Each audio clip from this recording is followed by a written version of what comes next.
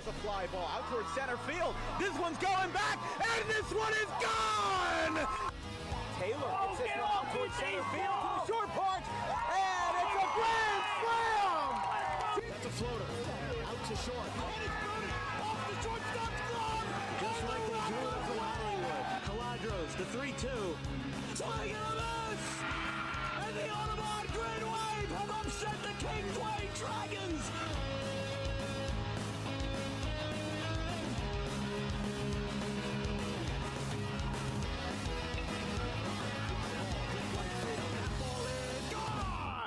Grant Fournier, 2-run shot to right.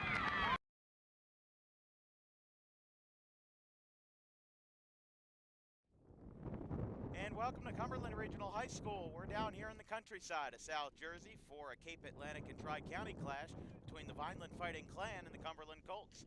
Cumberland's taking the field right now. We'll do this very briefly, but Vineland 11-14 last year, their first under 500 season under Coach Kyle Jones, who took over in 2021. He's been doing himself quite well, 58-38 with the Fighting Clan as the young head coach that he is, and now he's going to be opening up their season a little bit early before they go to Pittman on Friday for a 3 o'clock start there versus the Panthers. They're going to be facing right-hander Ethan Cruz, sophomore right-hander for Cumberland, who they're trying to get back on their feet as well. Kyle D'Addario in his first season with the Colts back in 2023 had his best season and had the program's best season in 5 years. They led themselves to a 9-14 record last year, but guess what? They were 13-9 the year before. It was their first season since 2018 with 10-plus wins. So D'Addario, being the young head coach that he is bringing this program back on the right foot. And they're going to be opening up their program on the right foot today versus a Group 4 powerhouse in Vineland in the Cape Atlantic American. We've got lineups and first pitch coming up very shortly as Cumberland has taken the field right in front of me, and we'll introduce everybody in a quick moment.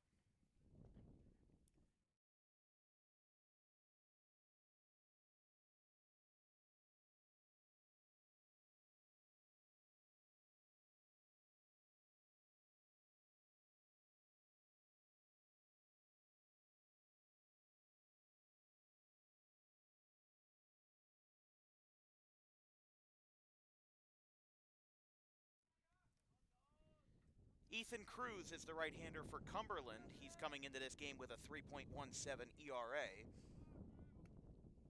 As we'll talk about him for this ball game, a sophomore right-hander coming into this season. It's never easy for a youngster like Cruz to get the opening day start, but they're going to go with him, and the young head coach has the confidence in the young right-hander as he will face the leadoff man for the Vineland Fighting Clan here on opening day. It's a Thursday afternoon from Cumberland Regional, right in the countryside of South Jersey, about 45 minutes away from home. We should have a good one on the ledger for today. Vineland coming in 11-14 from last year, Cumberland at 9-14 from last season. And for the Colts and the Clan, first pitch of 2025 is a fly ball out to right center field. This is going to be shallow, and a shoestring catch in right is out number one. Wasted no time as the right fielder Colin Shepard brought it down.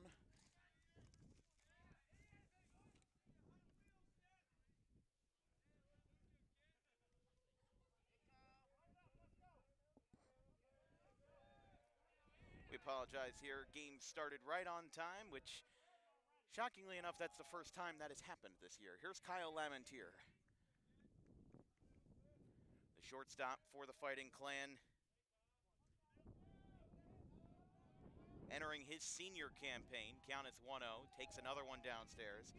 Batted .367 in his first varsity season, 1 homer, 7 extra base hits all told, 29 for 79. Also posted 25 innings on the mound with Vineland last year. 2-0.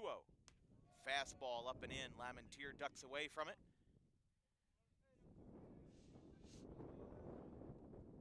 Sorry about that. Still adjusting some stuff here as we get underway.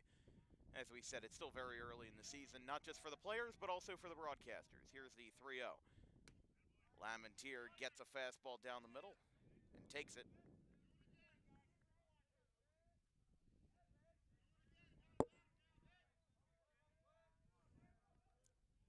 balls, 1 strike from Cruz. And he will take ball 4. Lamentier gets a 5-pitch free pass, and Vineland gets their first base runner of the day. We apologize again, I don't know what happened. I think I put the camera in like a weird patch of grass, so it was definitely a little bit lopsided. Working through the motions here on this Thursday.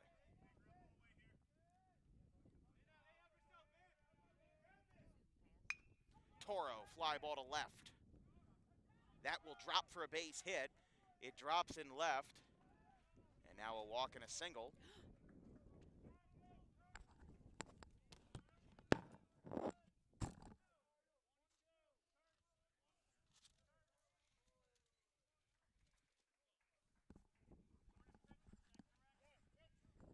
We apologize.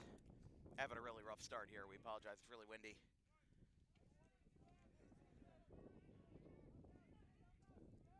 Two on and 1 out. This will be the DH for the Fighting Clan, Xavier Santiago.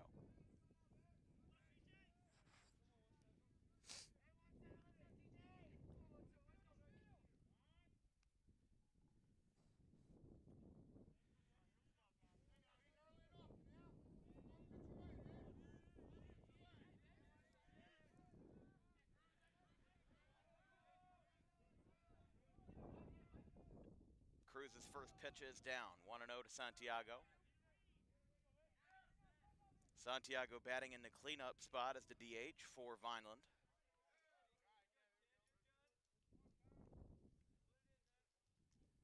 So Carlos Santiago, 6 at-bats last year as a sophomore. Coming into this game as the opening day starter at the DH. That one also skips in. Both runners are going to go. They try to get the lead. That ball gets away. And now 2 runners are in scoring position. And it's a 2-0 count to Santiago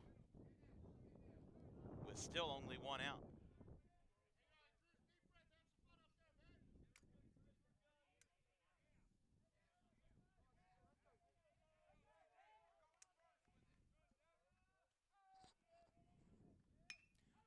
Santiago out to center field, straight away.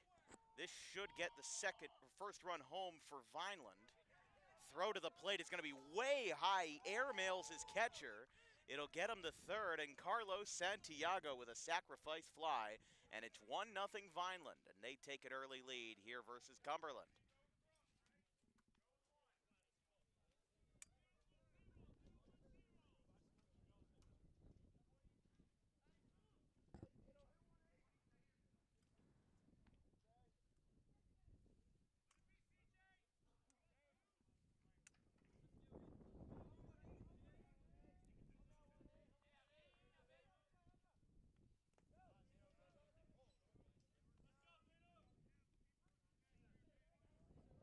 So here's Etheridge, Xavier Etheridge, in the number 5 spot for Vineland. 2 outs now after the sacrifice fly.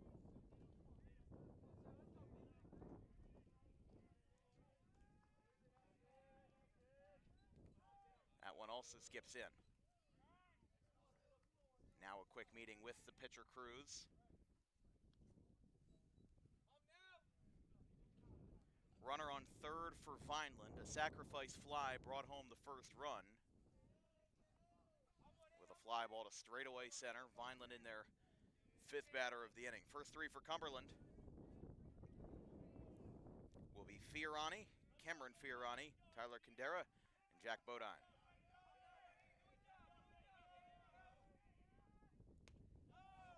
Didn't get it there, and the count is 3-0.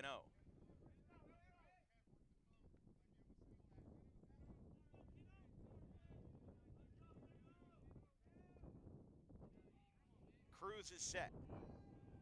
The 3-0 to Etheridge. That will not get called. And Vineland adding another base runner on here for their number 6 batter of the inning.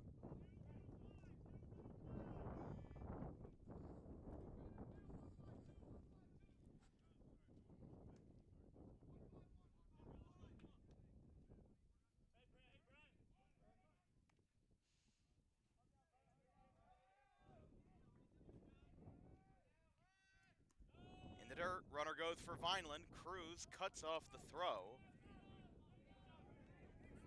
And now with Brett Brosh at the plate.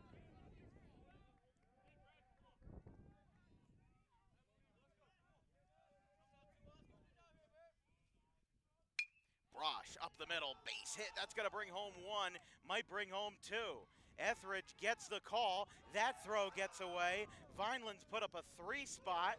They bring the boom at home plate, and Brosh has brought it all the way to second base with a 2-run double. How about Brett Brosh getting it in there in the middle of the order? And the Fighting Clan lead 3-0. Really just some early jitters for Ethan Cruz. Had a very good freshman year with a 3.17 ERA.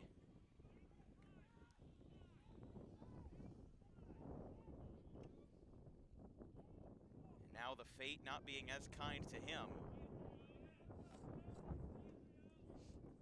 with now the lefty, Seth Soupy.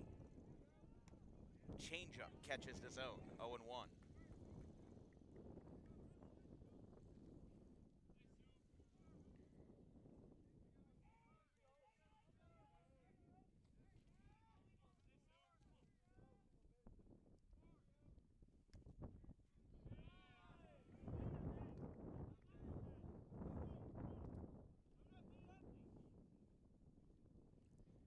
One ball, one strike, 2 outs. Cruz looks back at second. Swing and a miss. Behind on the fastball. And it's 1-2. Again, Cameron Fiorani to lead us off for the Colts in the bottom of the first. Soupy, the senior utility man, first at bat at the varsity level. Also a cross-country and basketball athlete for Vineland. 1-2. Ground ball out to short. This one's picked up, throw across the diamond, beats Soupy, and the inning is over. So Ethan Cruz with some early hiccups, and he allows 3. And Vineland gets through 7 batters in the first inning. Fiorani will lead us off for Cumberland in the bottom of the first here on Dan Wilkins Broadcasting.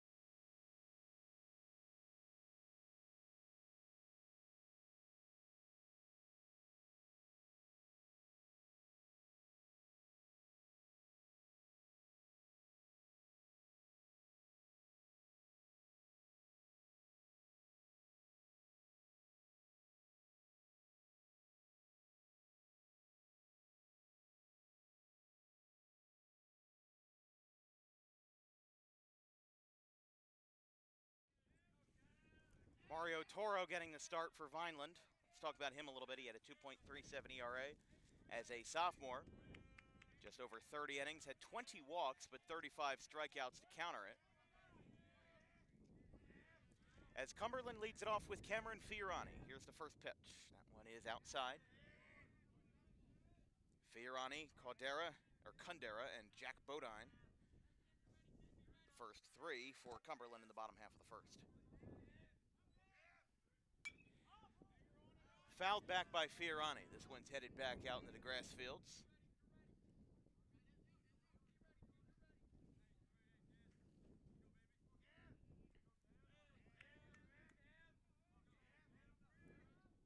One ball, one strike. Toro, the two-way, delivers. Fastball at the letters, just below it, and it's called a strike. 1-2. Fiorani at the shortstop position. His brother, Kevin Fiorani, bats fourth. That one is away. We'll talk about the Cumberland lineup in full after this at-bat. As Toro getting settled in on the road here with a 3-0 lead in the first inning. Here's the 2-2. Ground ball, third base side. That one is foul. Cumberland last year 9-14.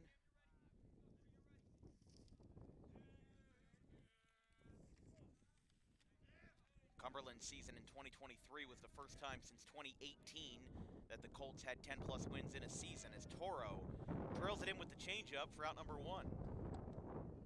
Let's take a look at what Cumberland's dealing with today with Kyle D'Addario on opening day with our starting lineups brought by Harper Driving School. Cameron Fiorani takes the shortstop position, batting first. Tyler Kandera in center field. Jack Bodine at first base. Kevin Fiorani behind the dish. Josh Holt at second base. Colin Shepard in right. Josh Bodine at third base.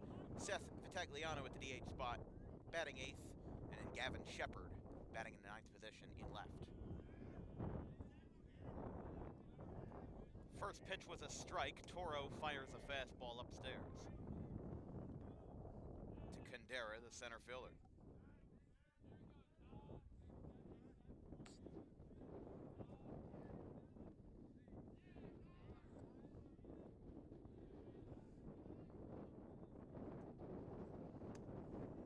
Gets one right down the middle there. It's 1-2.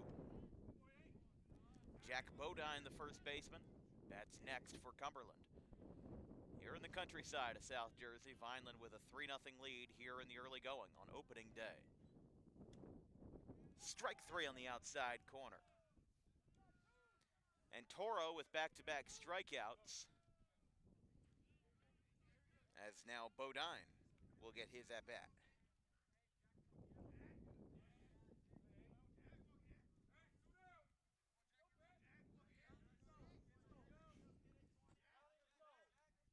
Two up, two down for Toro. Here's Jack Bodine.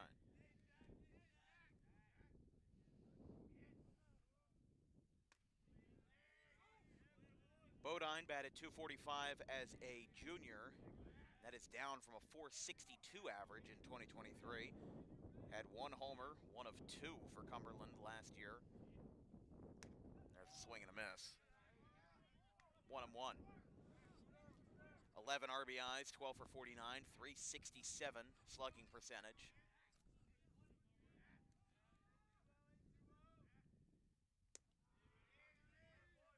Didn't get it there, and it's 2-1. Vineland brought 7 up to the plate. Soupy was the last batter. Moore, Cronk, and Carter will be the next three for the Fighting Clan. It's a bit warmer than it was yesterday, but still just as windy. 54 degrees at first pitch.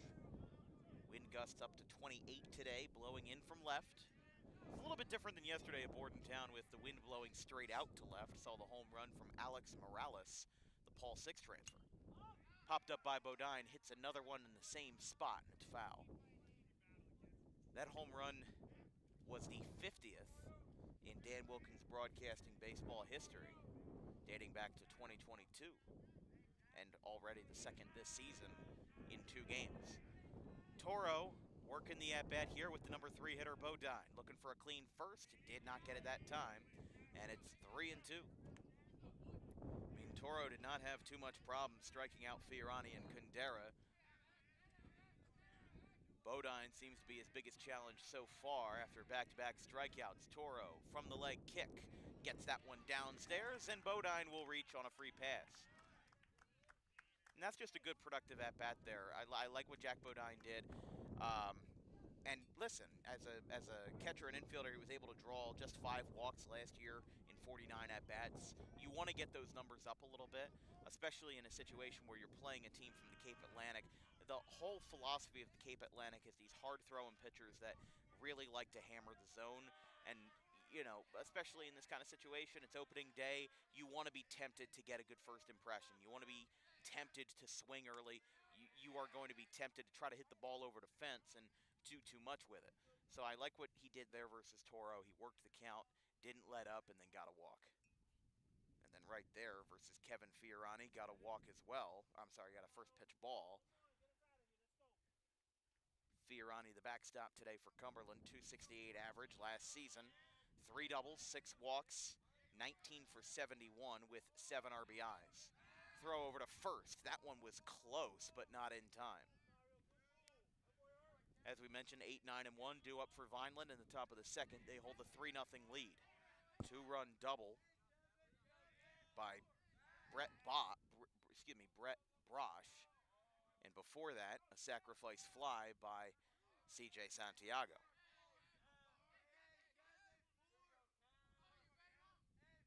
But Vineland, especially after not returning a lot of graduates from last year, there's a swing and a miss. They're going to bring the runner down to second, and he will get in there uncontested. That'll be called a passed ball on the catcher, Moore. Count is 1-1. Runner on second, 2 down. The Fighting Clan lead 3-0 over to Colts here as a part of DWB opening week. We've got a doubleheader on Saturday between, first of all, Gateway is playing both games. They do their annual doubleheader.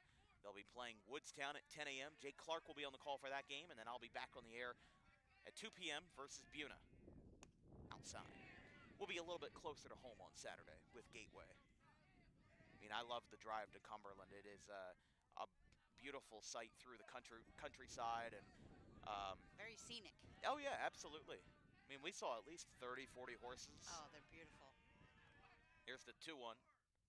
Fouled straight back off the post, and it's 2-2.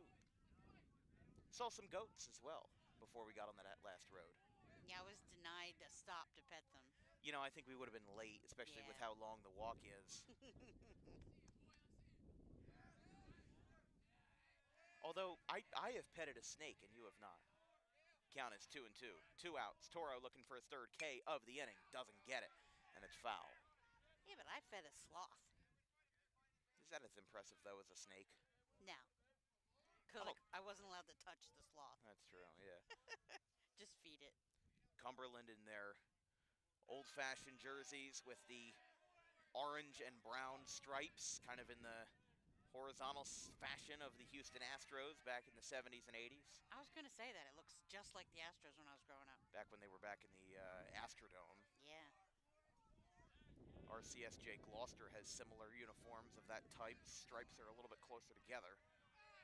Count is 3-2.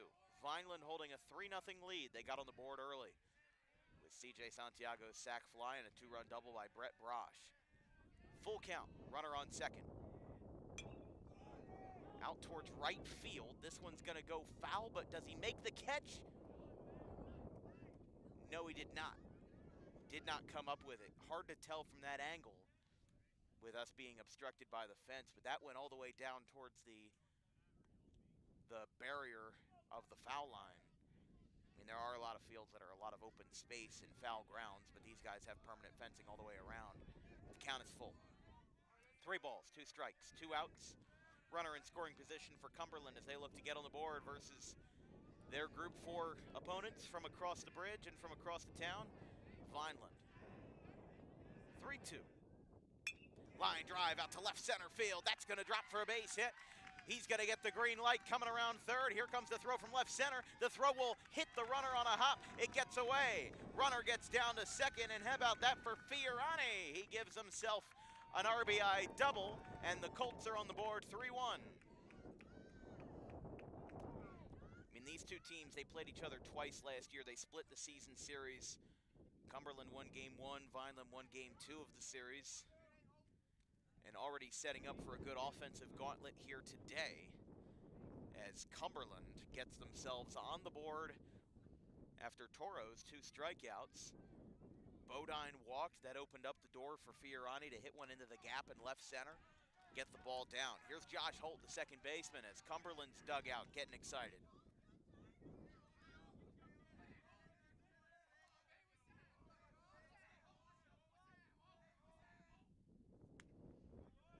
Strike called.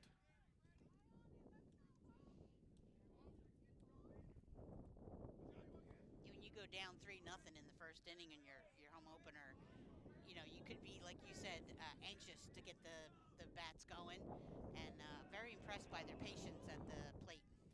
Well, definitely, considering Toro had those first 2 strikeouts very early, it's a good sign for Cumberland that they were not following that trend, and Bodine walked, and then, of course, a very good at-bat by Fiorani, worked the count full, and then drove the ball into the left center gap to make it 3-1.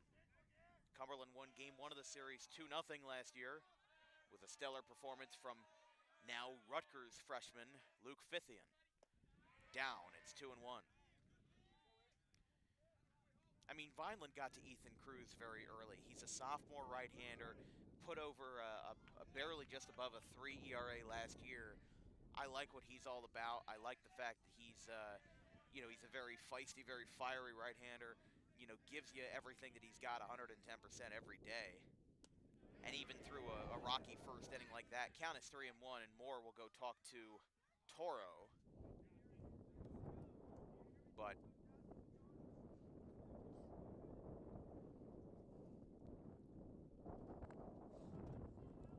yeah, just a quick pitcher and catcher meeting, making sure they're on the same pace. I feel like Toro's just working a little bit too fast. He gave up that walk, and then it seemed like his energy got ramped up 500 degrees, and now he's working a little bit too fast. So I like that move from Moore there with a 3-1 count to just slow it down, you know, get him on the right composure, get that BPM down, and get himself back going. Strike called, and Holt gets called back in the box. That was a pretty fair call.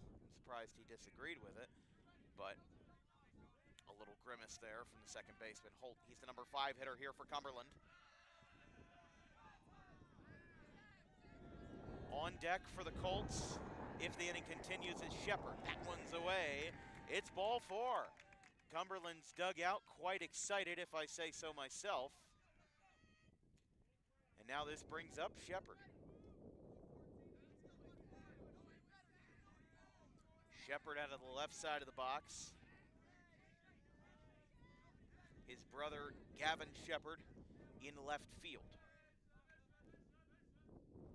And now Kyle Jones, the head coach for Vineland, going out to talk to Toro. I think he just needs a composure check here.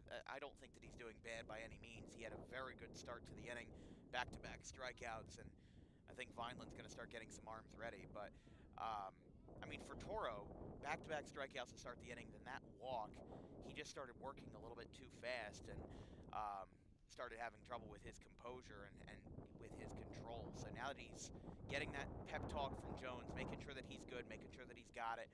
Again, these are 2 very talented pitchers here on opening day, Cruz and Toro, but right now the offense is getting to both of them here early. So 2 runners on for Colin Shepard. Man, what a wind tunnel. Sounds like we're in Final Destination. Shepard batted .293 last year, 4 doubles, 8 RBIs, 17 for 58 all told. 3-1 ball game. And there's a fly ball to straightaway center. Looks like this one's in the glove, and it is, of the center fielder, Mr. Xavier Etheridge. Vineland gets out of the jam, but does allow a run to cross on an RBI double by Kevin Fiorani. We go to the top of the second inning. Vineland 3, Cumberland 1.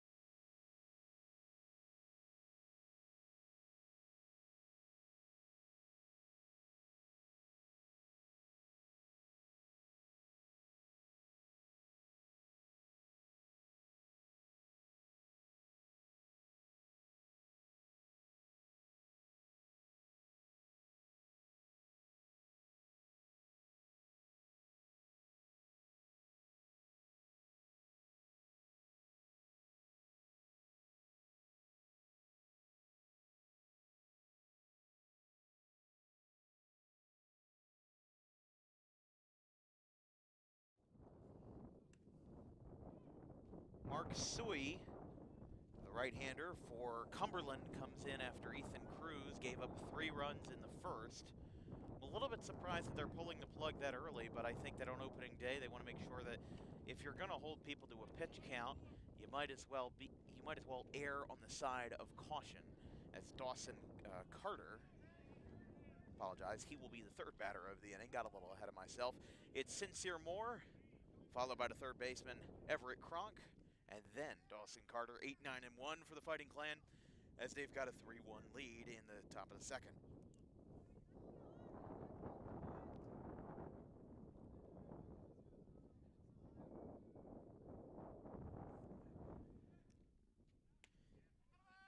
Strike called.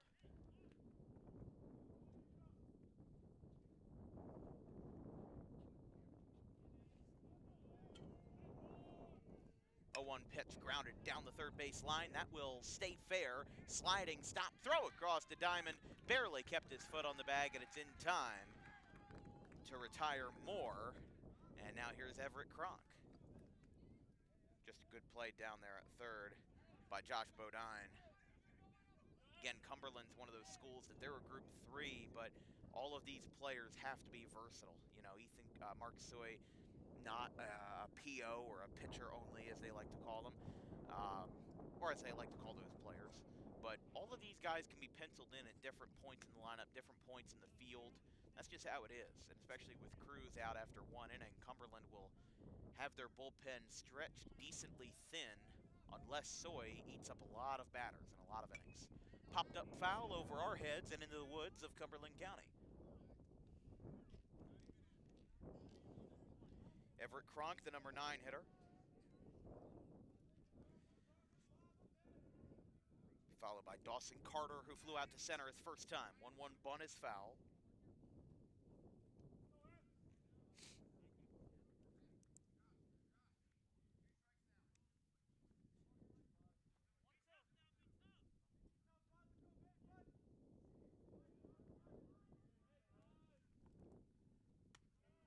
That one's high, 2-2.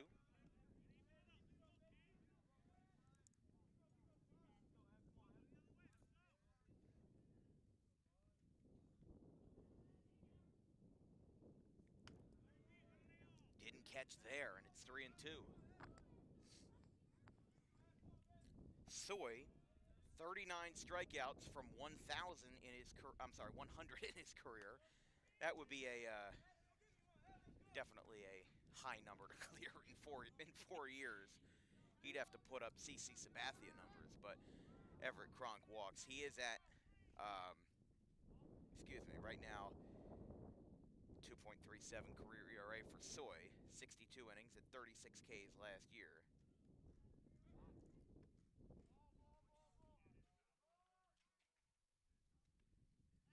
So with Sui at 61, I would say, considering his numbers last year at 36 strikeouts, as a senior, he'll definitely have more of a heavy workload.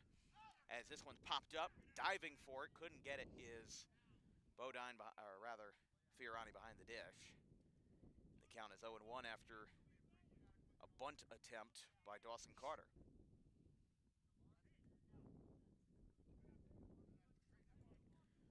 Dawson Carter, 3 for 19 across 3 seasons. He only had 18 at-bats last year, had 1 2 years ago, and came in as a pinch runner as a freshman.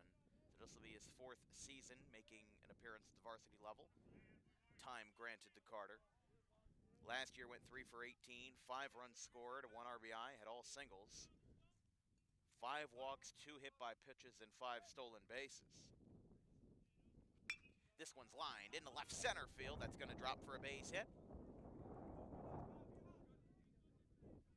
And now 2 runners on for Vineland for Lamentier. For the Cumberland fans at home, we'll be covering Cumberland on the road versus GCIT on April 8th. That is, I believe, 2 Tuesdays from now, because next Tuesday will be April 1st, and the one after that is April 8th, and we're not kidding. Got 2 on, 1 out with Ethan Sui. The new pitcher for Cumberland coming in for Ethan Cruz after an inning of work. Misses inside to Lamentier, and it's 1-0. Lamentier walked and came around to score in his first at-bat. As Vineland came in to put up a 3-spot, hefty swing by Lamentier.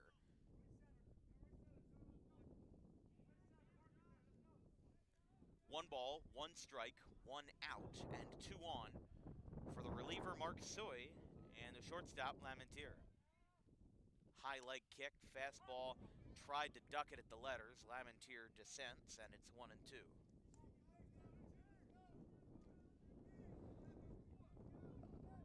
I mean, Vineland's been very straightforward with their hitting approach. They've been hitting the fastball very well, but they've also been very disciplined. They've had a handful of walks already, and they've been making good contact. It's not that Soy and Cruz aren't, throwing good velocity out there, but they're hammering the strike zone to the point where Vineland batters aren't chasing. Think about the fact that the game started with a first pitch flyout, and then what do you have after that? Back-to-back walks. There's been 3 of them already in this ball game.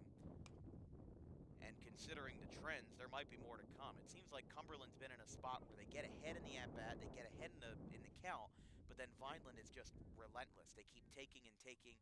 I really like their plate discipline so far, and they keep finding a way to get on base by any means necessary.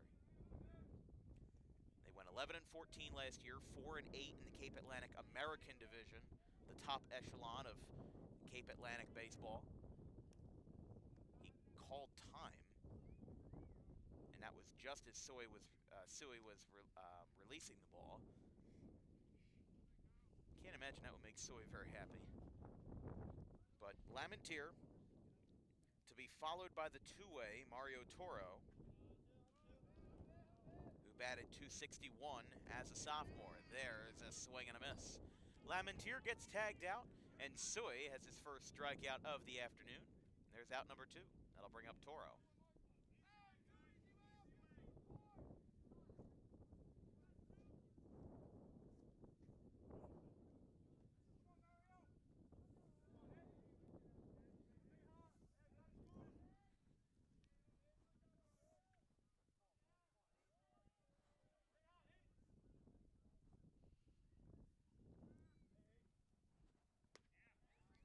Strike called.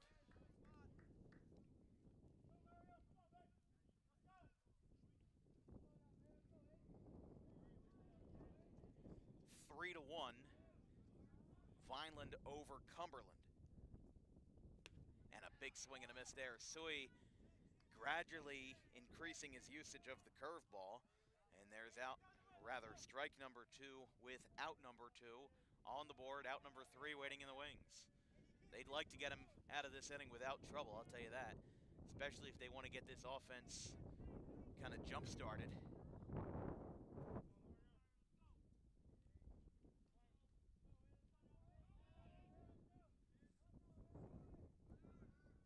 Two strikes, throw down to third. It's going to be way high. Goes into right field. This is going to bring home a run. And a defensive miscue by the Colts brings Vineland back on the board. It's 4-1.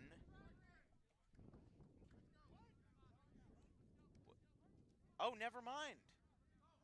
Never mind. They called a strike, and everything after that was negated. So the score remains 3-1. And Vineland was just a little confused there. That run will not count. And we go to the bottom of the second inning. Suey, after all, did get out of the jam. It's 3-1.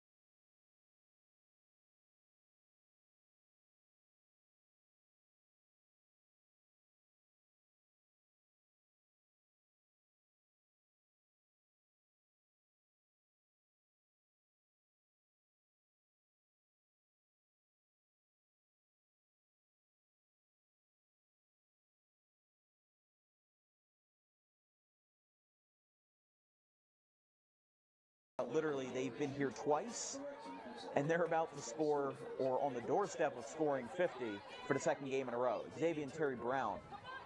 He is still on his feet. He's being shoved forward into the end zone. But who's got the ball? Look at Jason Solomon. The ball magically appeared in Woodbury's hands, and now they're back at the 50. This one's going back. This one's going to go to the distance. I don't see any flags. Did that just go for 100 yards? I think it did. I do not see any flags as Woodbury. Oh, my goodness, Jason Solomon. First pitch of the bottom of the second is away. As the Cumberland crowd starting to file in. And their dugout is getting loud. I think they finally woke up. Although got a swing and a miss there from Josh Bodine. It's Bodine, Vitagliano, and Gavin Shepard. 7, 8, 9 for the Colts. As Mario Toro still working through it, had 2 early strikeouts and then got into some walk trouble, gave up a run on an RBI double by Kevin Fiorani. Ground ball, that's fair. It hits off of the first baseman. It goes to second, and he got him. That's going to be the rare 3-4-1 put out, and that'll be out number 1. Yeah, Brosh just seemed to take that ball right off the midsection. I don't think he saw it coming, and then just came up a little bit too hot there.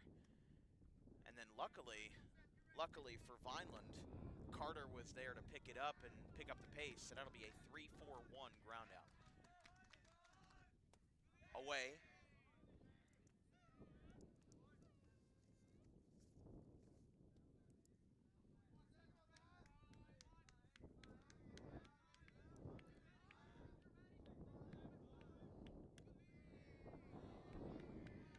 Two and 0.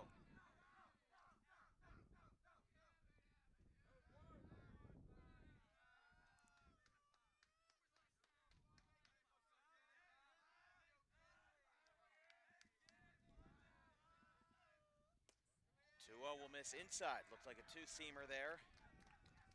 And Vitagliano working this at-bat to the bone. It's now 3-0.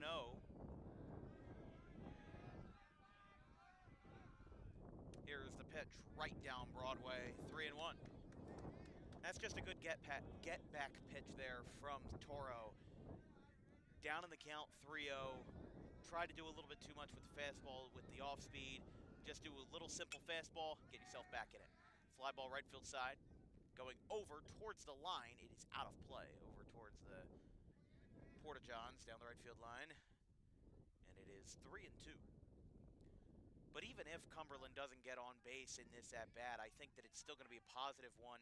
Any at-bat where you can work the count full and rattle the opposing pitcher a little bit more, that's always going to be a good at-bat for you. Again, 3-0 count.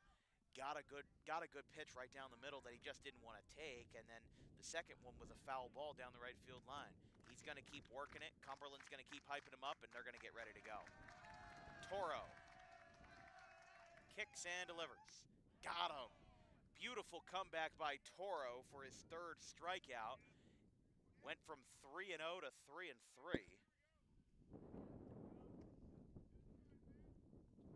And it'll be out number 2. For Gavin Shepard. First pitch to Shepard is fouled straight back. 0-1. We'll go back to the top of the order with Cameron Fiorani next.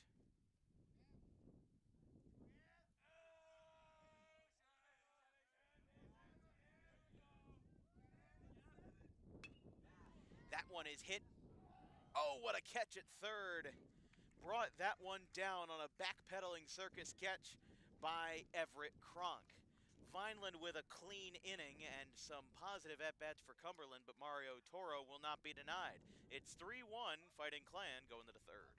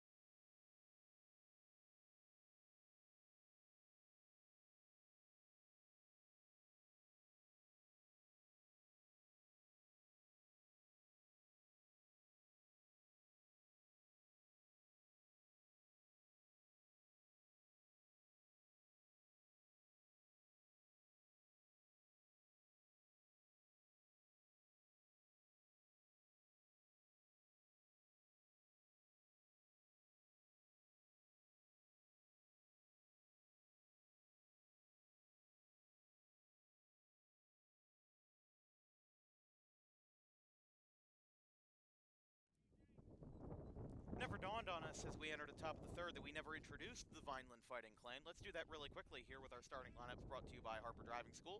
It'll be Dawson Carter at the leadoff spot, Kyle Lamontier at short, Mario Toro, the pitcher, at the third position. Then it's CJ Santiago batting cleanup, Xavier Etheridge at the 5 spot, Brett Brosh, who had the 2-run double in the first, he bats 6th. Then it'll be Seth Suppi, then Sincere Moore, and Everett Kronk in the 9 spot. That's a liner out towards shallow center field, but the catch is made at short. Good wedge gem there by Cam Fiorani. And it's out number 1 for Etheridge. Just a good ball there from Santiago. Not much he can do there. Lined it into a gap, and then what do you know? Fiorani comes up with it. Outstretched his glove. And now here's Etheridge. That one at the letters. Didn't get the call, and it's 1-0. Vineland leads 3-1 in the top of the third inning. With Coach Kyle Jones, 58-38 record going into his 5th season, taking over in 2021. But Etheridge, the junior, had 9 RBIs and 5 walks as a sophomore. Gets behind it, but floats it in the right field. That's going to drop for a base hit. Etheridge down into the corner. He loses his helmet and parks it at second base with a 1-out double. I wouldn't call it luck, but that is a very good hit there from Etheridge. Looked like he was a little bit behind on the fastball, but still got it down anyway. And with 1 out, just good execution there. Sometimes you don't have to pull the ball to be successful. A lot of hitters either overlook or completely ignore the art of pushing the ball, but that's exactly what Etheridge did there. It looked like he got jammed, but then with the wind helping him, the ball sliced down the right field line and found a way to get down. Sui kicks in, delivers to the number 6 hitter. That one was a swing in clear daylight for Brett Brosh, and it's 0-1.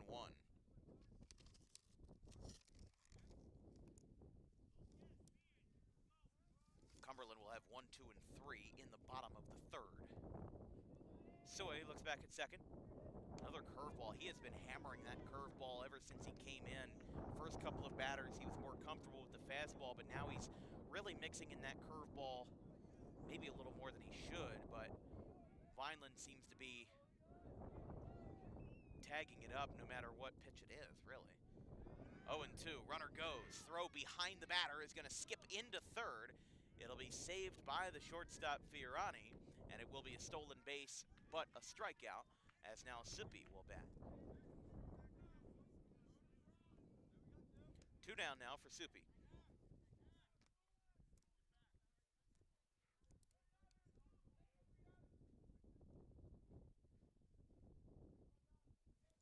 Suppi flew out to right his first time. That one misses. 1-0. Don't forget, our next broadcast will be Saturday, a doubleheader between the Gateway Gators and the Woodstown Wolverines in Game 1, and then Gateway will play the Buna Chiefs in Game 2. Both games at Westville. There's a ground ball out to first base, picked up by Bodine, and the side is retired. For the second inning in a row, Vineland leaves a runner on third, and definitely could have been ahead more, but Cumberland is able to get out of the jam without issue. Sui with 2 scoreless innings. It's 3-1 going to the bottom of the third.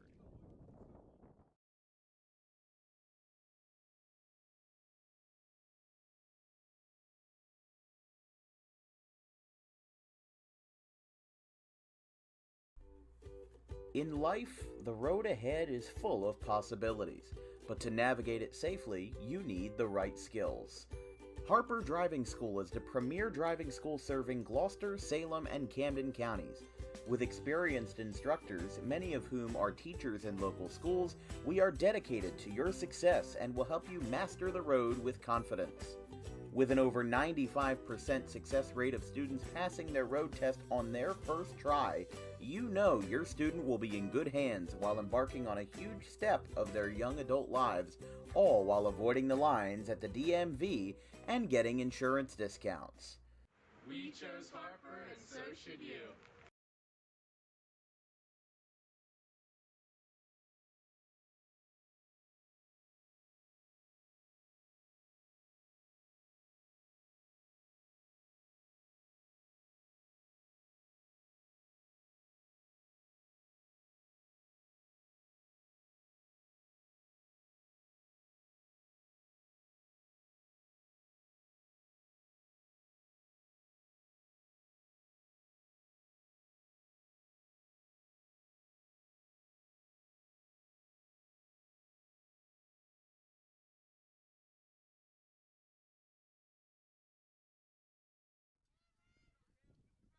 Cameron Fiorani leads us off in the bottom of the third.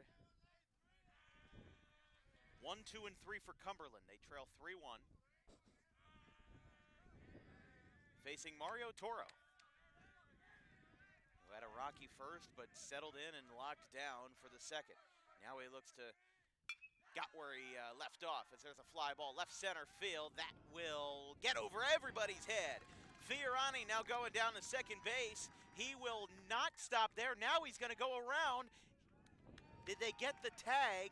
No, they did not. Fiorani with a double. Cameron Fiorani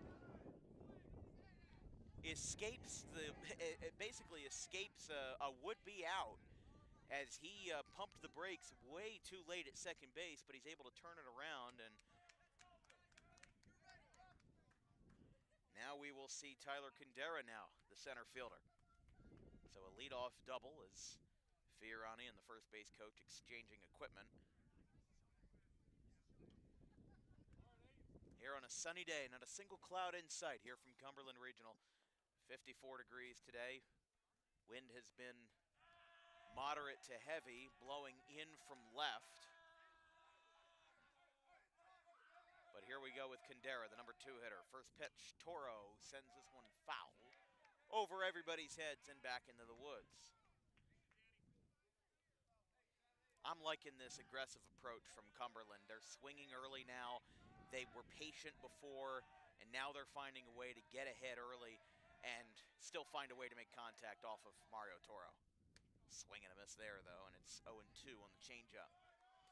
Toro's been really changeup heavy today. He still laid that fastball in when he can, but he likes to mix in that off speed, and I really like his philosophy with that.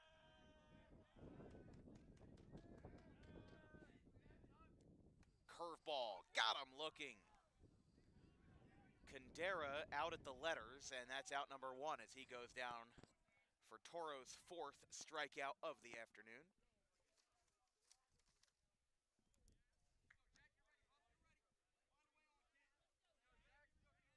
Here is Jack Bodine.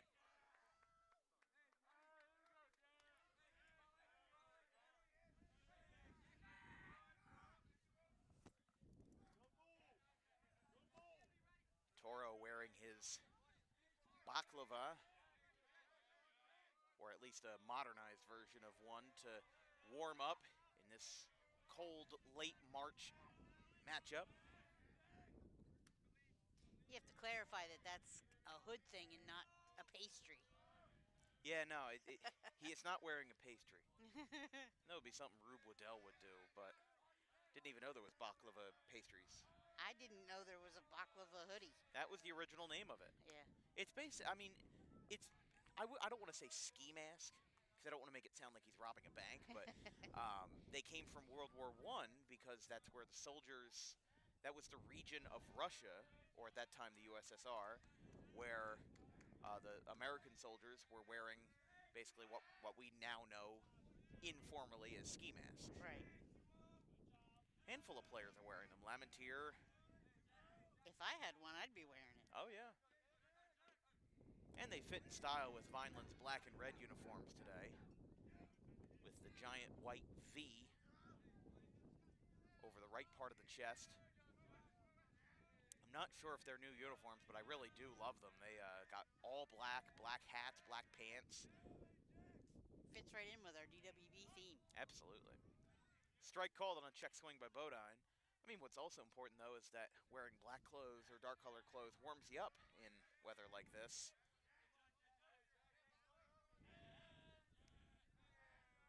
In its mid-50s, but still, wind has been a bit brutal. 2-2. Curveball, got him.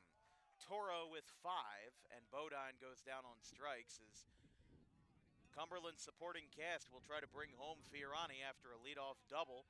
Got everybody excited, and now things are starting to simmer down a little bit. This broadcast is brought to you by Harper Driving School. Over 90% of students who take their New Jersey State driving test with Harper pass on the first attempt. If you like those odds, you can book an appointment today at Suite 4 of the Total Turf Complex in Pittman at 614 Lambs Road.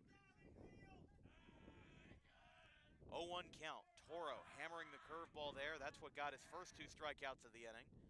And that's what got his strike one called. To Kevin Fiorani. 0-1. Checked it, but was able to pull back in plenty of time. Appeal says no. Yeah, that was a rather late appeal from Vineland, but they got it done nonetheless. 1 ball, 1 strike, runner on second for the Fighting Clan. Curveball does not catch the zone.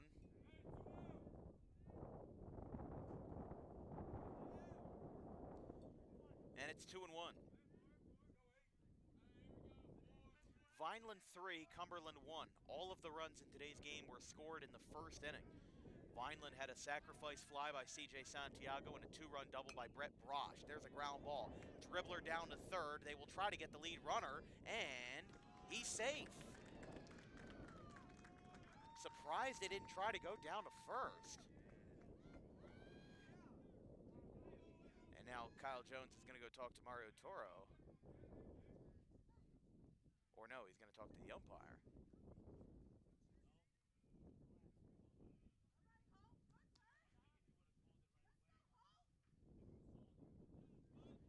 Don't know what the discussion was.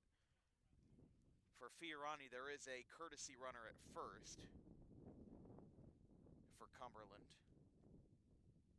Didn't catch the jersey number. I thought it was number 6, which would be Trevor Brogan, if I'm correct.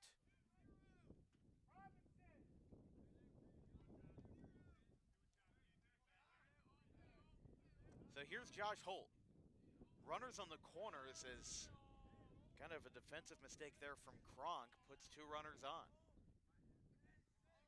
Definitely don't, oh, hold on here. Pickoff throw, almost got away. Definitely don't think I agree with it. I think in that situation, I mean, he was in front of the ball, and he had to backpedal to try to get the runner, Fiorani, at third. And in that situation with 2 outs, you always try to go to first base or second base, but you usually try not to turn around and run behind you to get the out. Now, I'm not saying it was a fatal mistake or anything, but just a little defensive miscue there can definitely go a long way. Just like a defensive miscue ended the game yesterday between Maple Shade and Bordentown, a walk-off single that went straight over the head of their center fielder. Basically went right out of his glove and won the game for the Scotties. No balls, 1 strike. A couple of pickoff throws over to first for Brogan.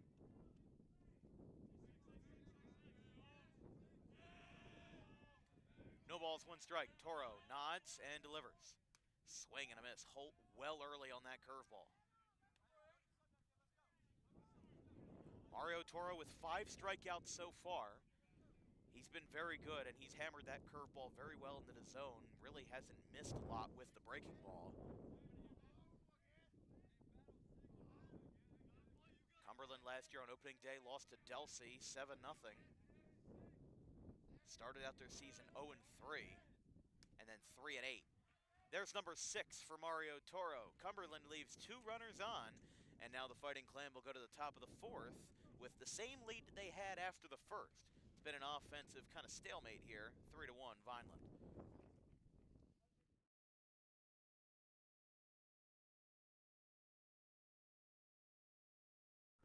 Garden State Pet Center is an independently owned full-service pet store. Our specialty is promoting companionship between people and animals by providing the healthiest product choices available, including all-natural foods, supplements that support and relieve health issues, and innovative products for pet parents. Our goal is to provide our customers with a relaxing environment, and while we're not striving to be the biggest store on the East Coast, we're striving to be the best. No other pet store will make you feel at home like we do. At Garden State Pet Center, we view pets as members of the family. We don't believe in fast, high-pressure sales, but instead matching up the right pet with the right owners, as you are making a lifelong commitment. Together with our team members, we would like your visit to our store to be both enjoyable and educational. Simply drop in and take a look around. View the birds, reptiles, small animals, toys, food, cages, and miscellaneous items. Learn of the services we have to offer and decide for yourself if this is the store you'd like to call your home away from home. Victor Santucci, owner of Garden State Pet Center. Visit us today at 226 South Whitehorse Pike in Audubon, New Jersey. We're open 7 days a week for all of your pets' needs.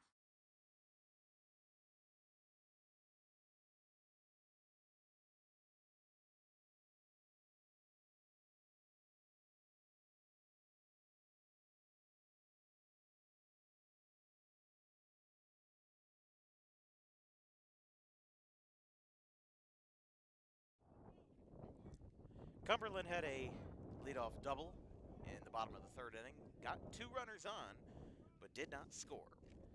Vineland put up 3 runs in the top of the first. Cumberland added 1 in the bottom of the first, and now the score has been stagnant since then. Fighting Clan 3, Cumberland 1. Mark Suey, now in his third inning, or entering his third inning of relief, misses low to Moore. Same order in the fourth as we had in the second rather. 8, 9, and 1, with Sincere Moore leading us off. Count is 2-0 already.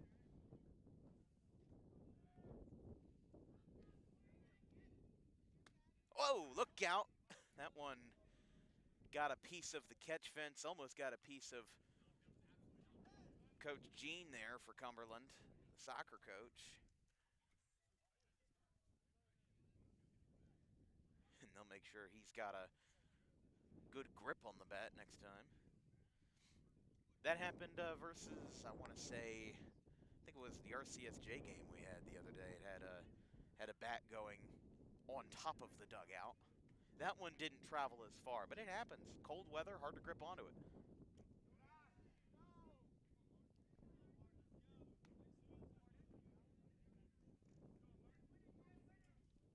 I remember very well, I think it was 2018 or 2017, the Reading Fight and Phil's game where Derek Hall, we were sitting down, family and I were sitting down the right field line, like first base-ish, and Derek Hall swings and misses on the first pitch. Bat goes right in front of us.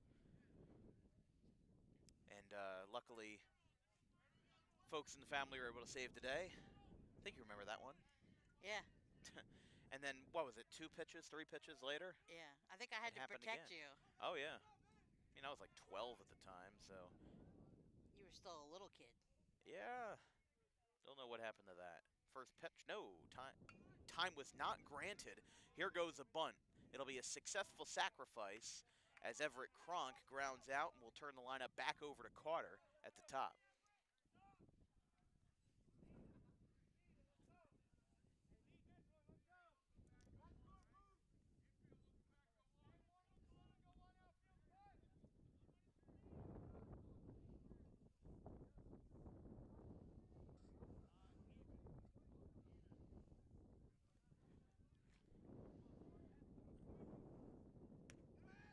Strike called.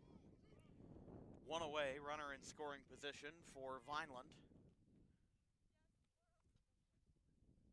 Vineland making their first appearance on Dan Wilkins Broadcasting. They are the 105th high school in the state of New Jersey to get coverage. Cumberland making their 5th appearance and their first since October of last year, and just behind us actually at the football field for a night game between Timber Creek and Cumberland in soccer. Game that ended in a 2-2 tie. Cumberland's record on DWB is 2-2-1. So I guess this would make their 6th appearance.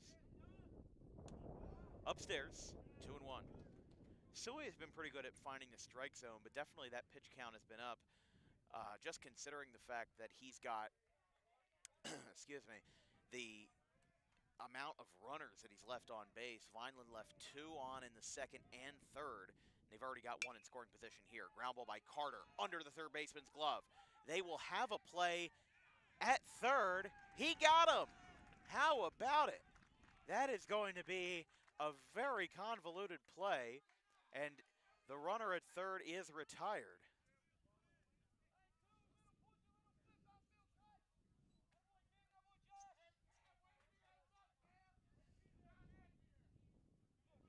As the runner for the catcher Moore, Quinones, was out at third. 2 outs, runner on first. As Carter will ground into, that ball did hit the glove of the third baseman, so that will be scored a 5-6-5 fielder's choice. Doesn't roll off the tongue that easy. It's 1-0.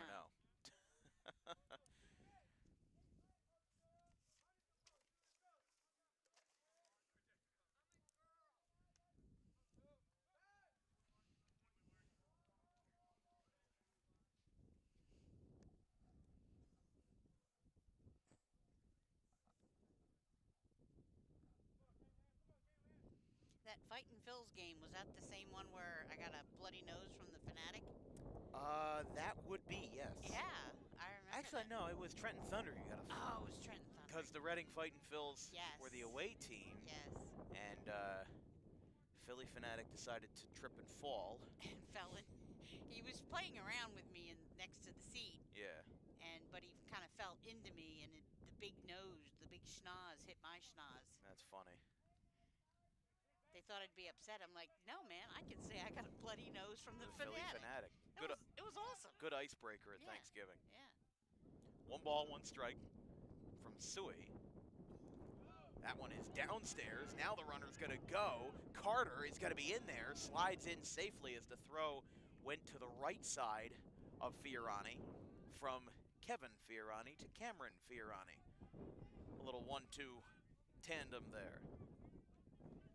2-1 though to Lamontier, who walked and struck out to this point in the ball game.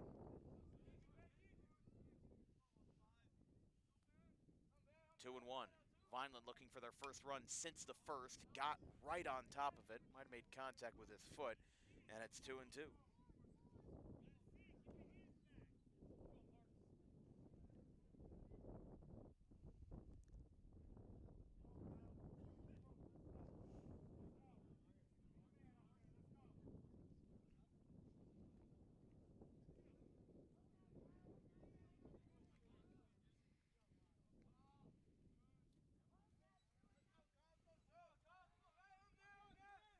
Two balls, 2 strikes, 2 outs. Soy looking to get out of it. He does not. Not yet, at least. Jams that one in the bottom. Both teams had a relatively high team ERA last year. Vineland with a 5.14. And keep in mind that most of those guys were seniors that would not be returning. And then Cumberland with a 4.15, about a run-ish better. Count is full. Runner on second. And he got him looking. Lamontier disagrees, and the inning is over. We go to the bottom of the 4th. It is still 3-1 as Vineland leaves the runner in scoring position for the 3rd inning in a row. We'll be right back.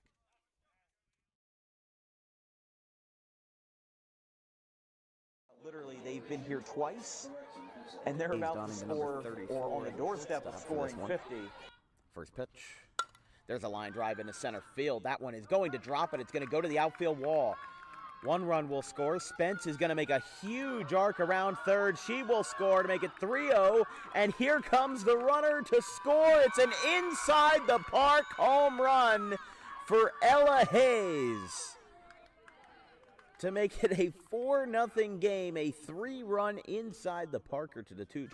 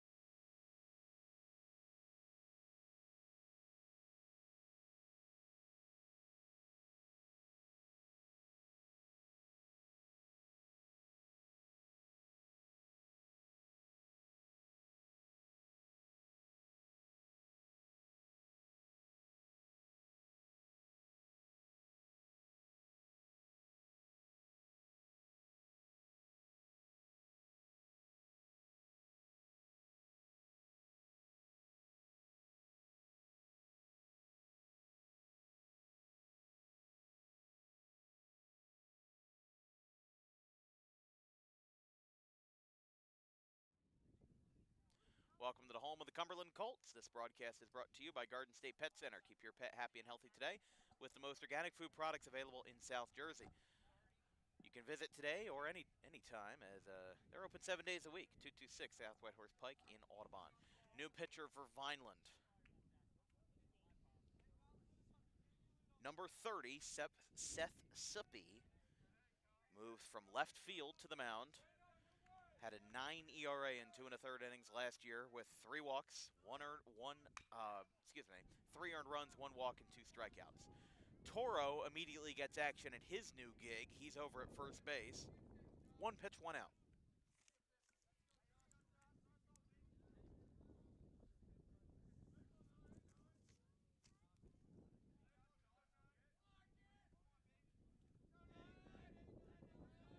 Here's Josh Bodine, number 7 hitter and the third baseman for Cumberland. Strike called. Whole bunch of Cumberland students in the house for opening day. We'll be seeing Cumberland for football later on this year. I can't tell you when, can't tell you where, but of course we'll have our selection shows sometime in the summer. I always love coming down to Cumberland, like we said, very scenic drive. It's just kind of away from everything. You know, we talk about Bridgeton all the time. Technically, the mailing address for this high school is in Bridgeton because there's really no town of Cumberland. But it's always fun being here. Very different culture, very family-oriented culture, and these guys really know how to play a lot of different sports very well. And they've been getting some facilities upgrades lately, especially over at soccer and baseball, and at baseball as well. This is a very well-maintained field over at Cumberland. 1 ball, 2 strikes. Got him. Soupy with his first strikeout, and Bodine is retired for out number 2. Both of these teams lost in the first round of their respective playoffs last year. Vineland lost to Ocean City 4-1 in South Jersey Group 3. I'm sorry, Cumberland lost to Ocean City in South Jersey Group 3. And then Vineland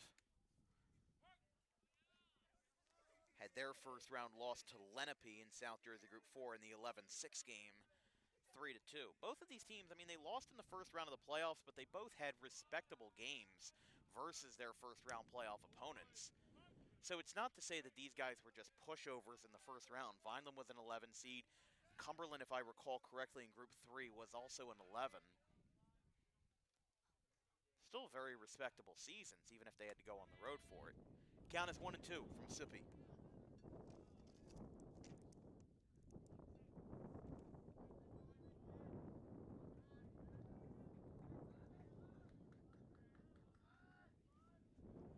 One-two. He went around, and Sippy with 2 strikeouts in his first inning in relief. We are already through 4. We go to the 5th from Cumberland, 3-1 Vineland.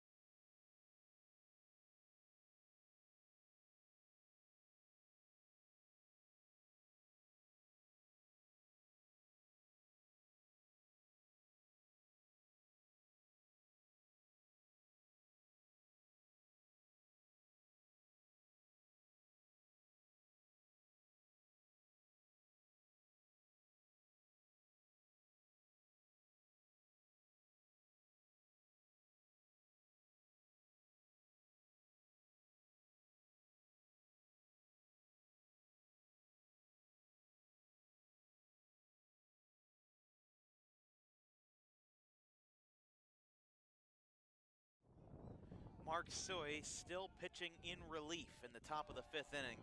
I mean, how about it for Mark Suey? I was talking about him in the 2nd inning, and I said Cumberland's bullpen today is going to be stretched really thin if Suey doesn't throw a whole bunch of innings. Well, guess what? He's entering his 4th inning of work and hasn't allowed any runs. Now, he has left 6 Vineland runners on base. So make with that what you will, but Vineland put up 3 runs in the 1st inning, and now Cumberland responding with 1 in the bottom of the 1st. Now, nothing has changed, but in the end of the day, the game's not tied. Nothing really has to give. The game can just kind of stay in this motion, and Vineland would win. That one goes to the backstop. It doesn't have to move an inch. It's not like it's 3-3 or if it's 1-1. Game's not tied. Vineland can just kind of hit cruise control, but do they want to do that, or should they do that? No. they should be a little bit more productive here, but Suey has been very effective at shutting them down. That'll be a swing and a miss.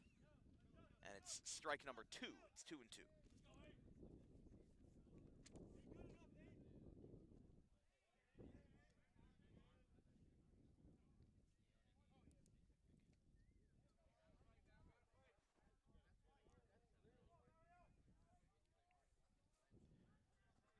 Here's Mario Toro, the junior, now at first base after getting the start. He got him on the inside corner.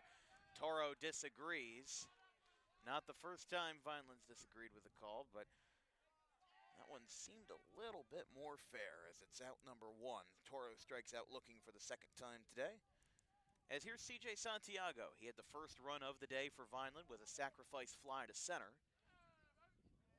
And he lined out to short on an unlucky bounce, or an unlucky shot, in the third. Santiago to be followed by Xavier Etheridge in the lineup for Vineland. 1-0. Breaking ball, catches the zone, 1-1.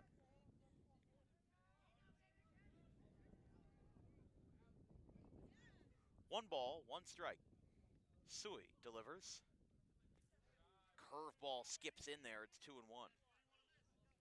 I really like Suey's pitch selection. I definitely think that he has been, the 12-6 curveball has been his best pitch today. The fastball's been all right, but he's had trouble locating it, and now that's a line drive in the left. Santiago with a base hit.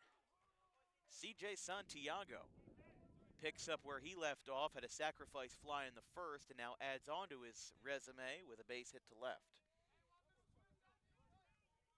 So here's Xavier Etheridge.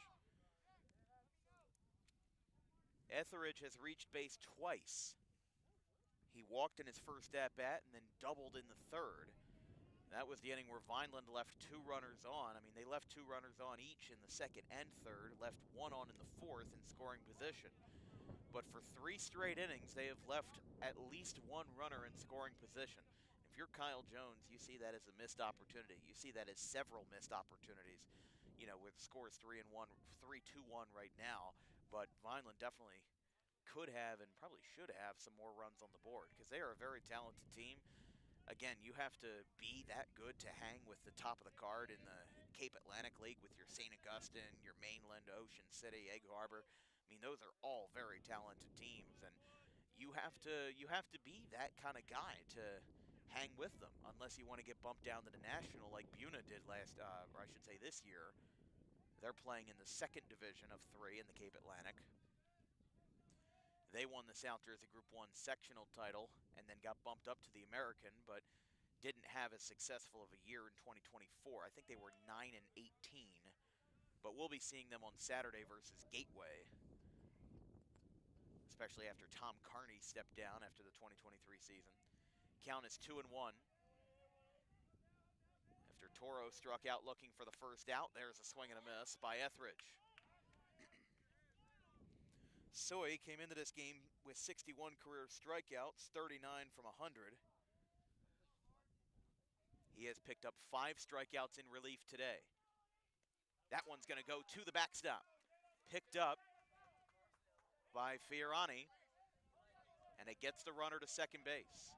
3 balls, 2 strikes, and 1 out for Suey. As Vineland and Cumberland have been in a bit of a stalemate in the middle innings after both teams hit the ground running in the first. Neither have been able to cross home plate since. 3-2 from Suey. Swing and a miss on a foul tip, and Etheridge is retired for strikeout number 6 for Suey, and there's out number 2. This will bring up Brett Brosh, who had the 2-run double in the first that really gave Vineland the lead. And without it, we would be tied up 1-1. Got to be feeling good if you're Kyle D'Addario, though. Can't be feeling good about the score, but got to be feeling good about the hold that Mark Suey has been doing for this Vineland team. Again, Ethan Cruz came in. He's a sophomore right-hander. Seemed like he just wasn't with it composure-wise, was thrown all over the place, and then gave up those 3 runs. But then Suey comes in, and he seems to be the veteran presence to lock things down. Here's the 1-0. This would be 4 straight scoreless innings for Suey if he can get this last out. At at the hands of Brosh. He's 1 for 2, the 2-run double and a strikeout earlier in the ball game in the third.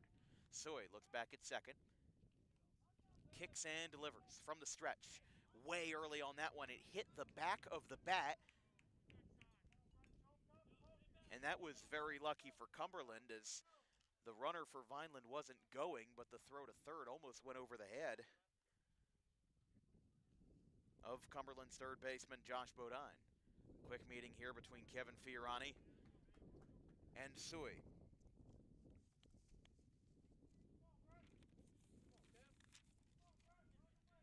It'll be 9-1-2. Gavin Shepard, Cameron Fiorani, and Kundera in the bottom of the fifth. 1-2 from Sui. Breaking ball, no good. This time the runner will go to third. And again, Vineland, runner on third. Will they be able to cross the threshold this time? I mean, this is a hitter-friendly ballpark, but with the wind blowing in, they've had to rely on small ball. They've had to rely on sacrifice bunts, walks, a couple of singles. Both teams have one extra base hit each. 2-2. Soy delivers, gets one high and rips it foul towards that little barn down there, down the left field line. And it's still 2-2. Here in Cumberland County, the countryside of South Jersey, at a wonderful and sunny Cumberland Regional High School campus. For opening day baseball for both of these teams, our third game of the season, here on March 26th. Here's the 2-2. He went around? Yes, he did. Now they've got to tag him at first. Throw down is in time. Mark Soy gets out of it and leaves Vineland stranded again. 7 strikeouts in relief. Mark Soy, if Cumberland comes back, could very well be a contender for player of the game for his lockdown relief, as he is now 4 straight scoreless innings for the Colts. We'll be right back, going to the bottom of the fifth, 3-1.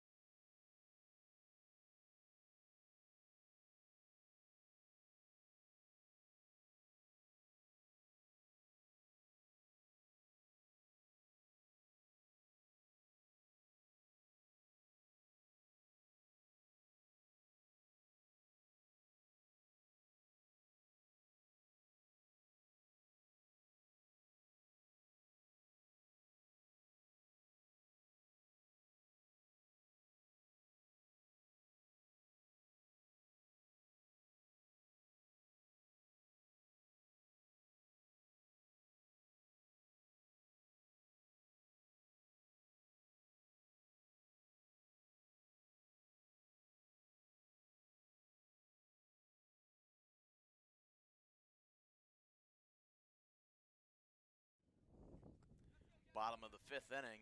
Again, this game has been in a stalemate for the longest time. Bottom of the fifth inning, it is 3-1. Soupy in for his second inning of relief after a 1-2-3 frame in the fourth. Here's Gavin Shepard. 9-1-2 for the Colts. First pitch, ground ball. Fair ball. No, looks like it went over the bag, but it's foul. Home plate umpire at the final say. Looked like that one, third base coach is standing over the bag. I would have to say I agree with him. I think that one was over the bag. Tough call to make with 2 umpires in the field as opposed to 3 or 4 like you would have in Major League Ball. If there was a runner on third, you'd have that umpire at third. But in that kind of situation, always a tough call for the home plate umpire to make. But yeah, I'm going to hold my tongue on that one. It's 1-1. Kyle Jones looking for his first win of 2025 as he is 9 outs away from getting it. Still got to get through it, though, and Cumberland is just 2 runs away from turning the game on its head. umpire is talking to the pitcher here, Soupy. Not sure what that was about.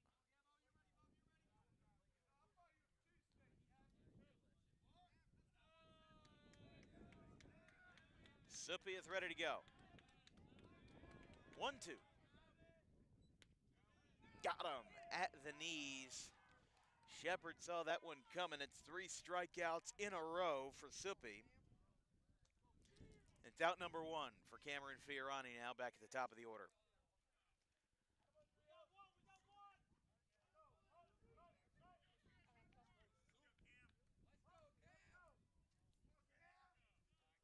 That's one of those at-bats where you wish you had a mulligan on that one. Could have had a base hit down the left field line. Looks like that call might have been missed, and then at the end of the day, end up with a strikeout looking.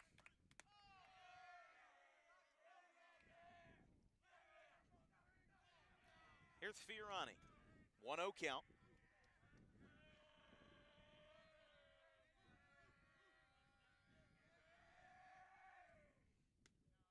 And a strike called there. Soupy has been really drilling the curveball in there. Has not made it easy.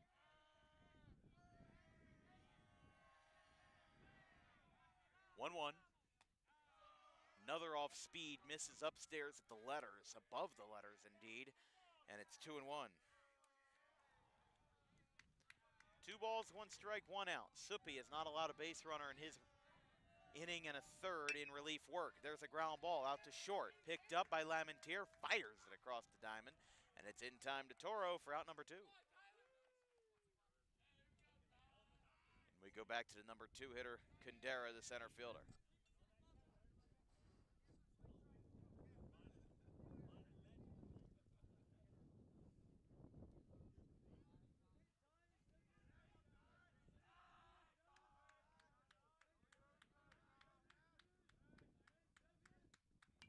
First pitch foul by Kundera, the center fielder.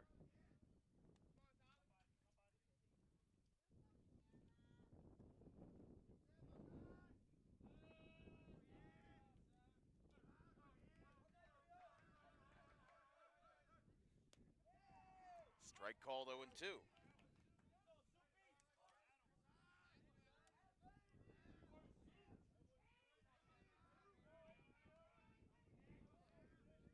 Two strikes, 2 outs, and the pitch from Soupy is away.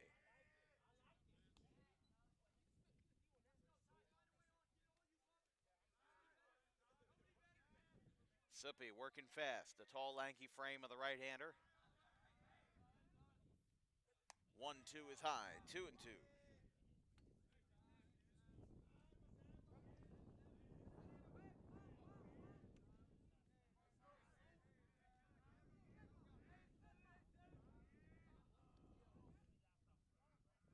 Two balls, 2 strikes. Soupy looking to get out of the jam. Not really a jam, but he'll get 6 up, 6 down, and he gets it there. Kundera strikes out looking for the second time tonight, and the inning is over. How about Tyler Soupy, rather Seth Soupy? He has been red hot for the red and white. It is 3-1 going to the top of the 6th inning. We'll be right back.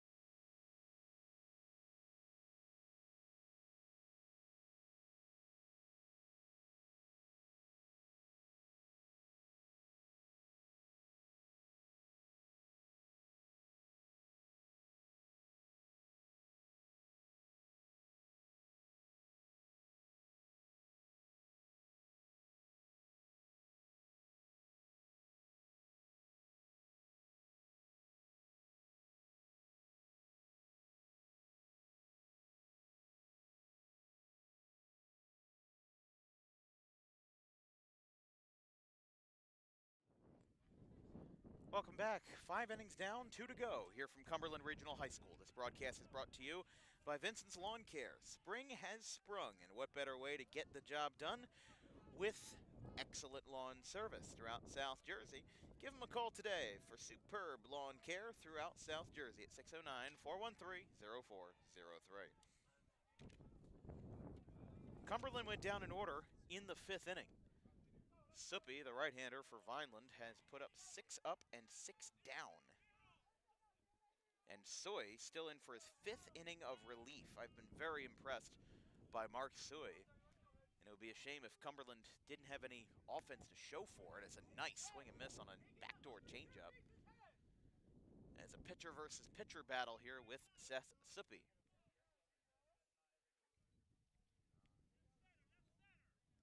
Vineland continues to be on the road tomorrow versus Pittman.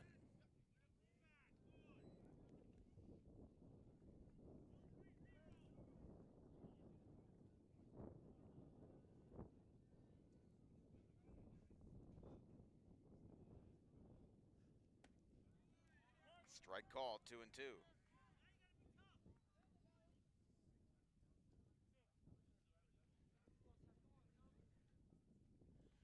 3-1 Vineland. Popped up by Suppy with foul. If you're just joining us, Vineland put up 3 spots in the top of the 1st inning with a 2-run double by Brett Brosh. That was preceded by a center field sacrifice fly.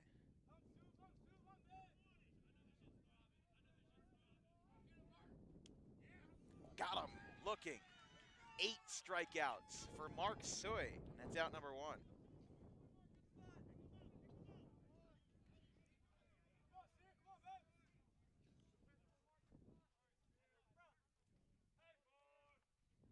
So Soy wins the battle of the pitchers. And now here is Sincere Moore. He has walked and singled. There's a ground ball out to short. Fiorani is there. Almost got pulled off the bag, but he is out. There's out number 2. For the first time today, Sincere Moore does not reach base, and now it's Everett Kronk, the number 9 hitter. But like I said, I mean, that's a first pitch ground ball by Soy. Then there's been other at-bats where Vineland has been working the count to the bone, working the at-bat to the bone with foul ball after foul ball. I mean, Soy is out there right now because of the confidence in him instilled by head coach Kyle D'Addario. I mean, I don't think that on opening day a lot of coaches would bring their pitcher out and have him do 5 innings of relief. But because of where he is right now, because of how good he's been, because of the fact that the score has not changed since he came into this game, D'Addario has that trust in him. And he finds a way to get him reps, finds a way to get him going, and that's exactly how it is.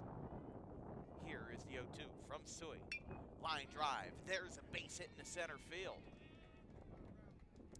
A smacker up the middle from Everett Kronk. And Vineland has a base runner. Vineland had 1 single in the 5th, had another in the 4th. In fact, they've had a hit in every inning this game. It's just that the 1st inning was the only one where they crossed home plate. We turn the lineup card back over to Dawson Carter. 2 flyouts and the rare 5-6-5 fielder's choice in his last at-bat in the 4th. 2 outs, 1 runner on. Swing and a miss early on the fastball, 0-1.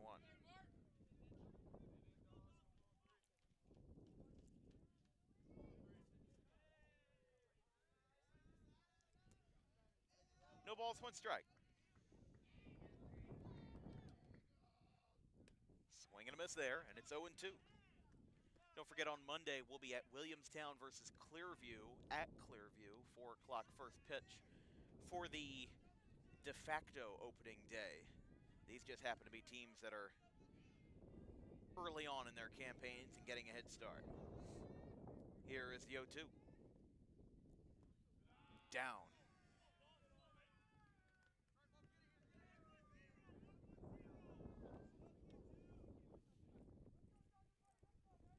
One ball, 2 strikes from Soy to Carter.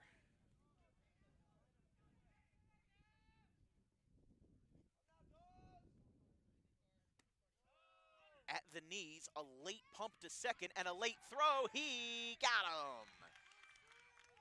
I don't even think that Fiorani realized he was running, and I don't even know if the runner got a proper head start, but Vineland runs themselves into the third out, and the inning is over. Cumberland with crunch time on the offensive front. 3-1 going to the bottom of the sixth.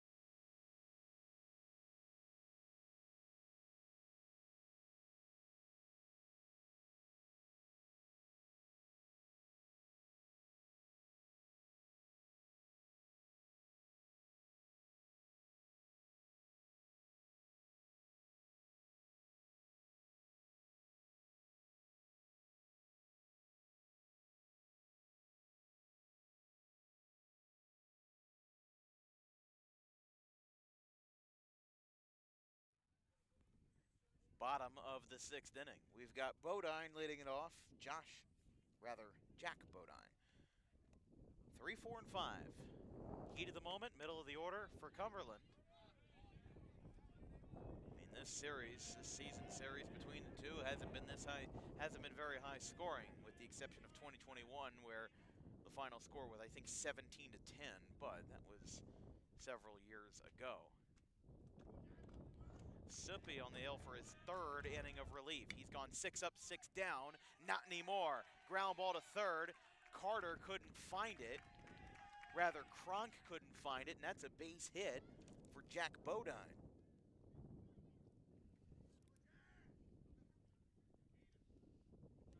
You know, we know the hitting philosophy, hit it where they aren't. Well, in that case, he hit it where they are, but he still got on base anyway. And definitely keeping the composure here and trying to rock the world of Suppy a little bit, because nobody has scored in any inning except for the first, well, now the tying run is at the plate. Running for the first baseman, Bodine. Can't tell who that is down there. Saw him running up the line, but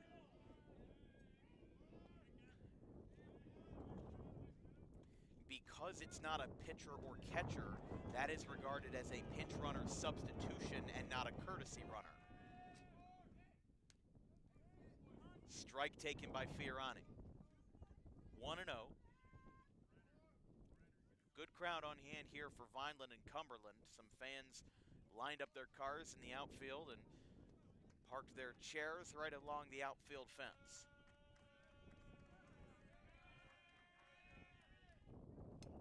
0-1 is fouled, and it's 0-2.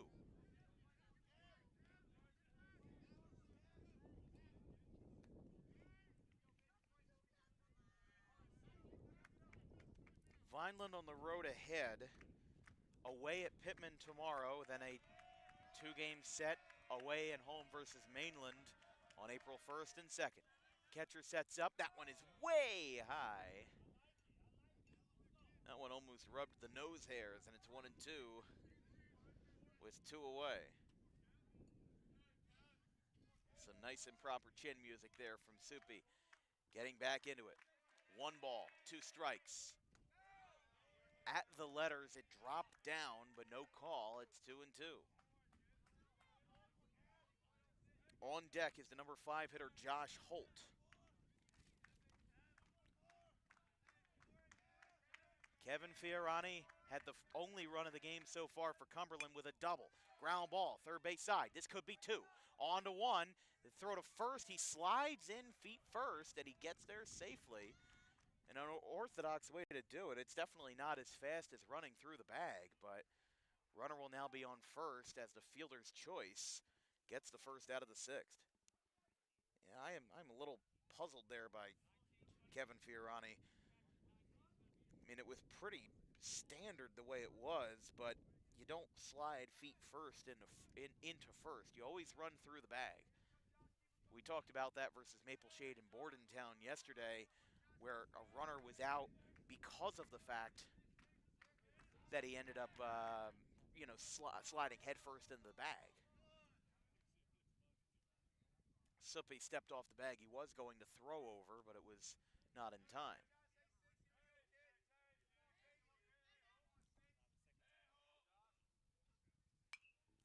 Fouled straight back and right into the woods. Those Woods have had more fielding choices than the outfielders. Yeah, not a lot of balls have been hit to the outfield No. today, but a lot of strikeouts. Part of that could be because of the wind that's blowing in. Yeah. But even then, I'll hold that thought. Throw to first, not in time. Runner goes back standing. There were 27 combined strikeouts between Maple Shade and Bordentown. Both teams had 13. Bordentown had 14 combined strikeouts. Throw over to first, again not in time. For number 19, Peyton Brenner is the runner at first, replacing Jack Bodine, the three-hitter. But right now, all eyes are on Kevin Fiorani. Suppy delivers. Outside. Count is 1-1. Or, excuse me, to Holt, Josh Holt. Fiorani grounded into the aforementioned fielder's choice, 5-4. But Holt, with a walk and a strikeout to this point, third at-bat of the day for everybody. Trails inside on the fastball.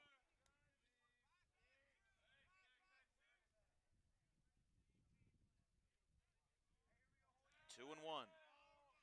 Cumberland with the tying run at the plate. We've seen a lot of drama. We've seen a lot of action in our first 3 games of the year. That one gets away. That will go to the backstop, and it will get Brenner to second base.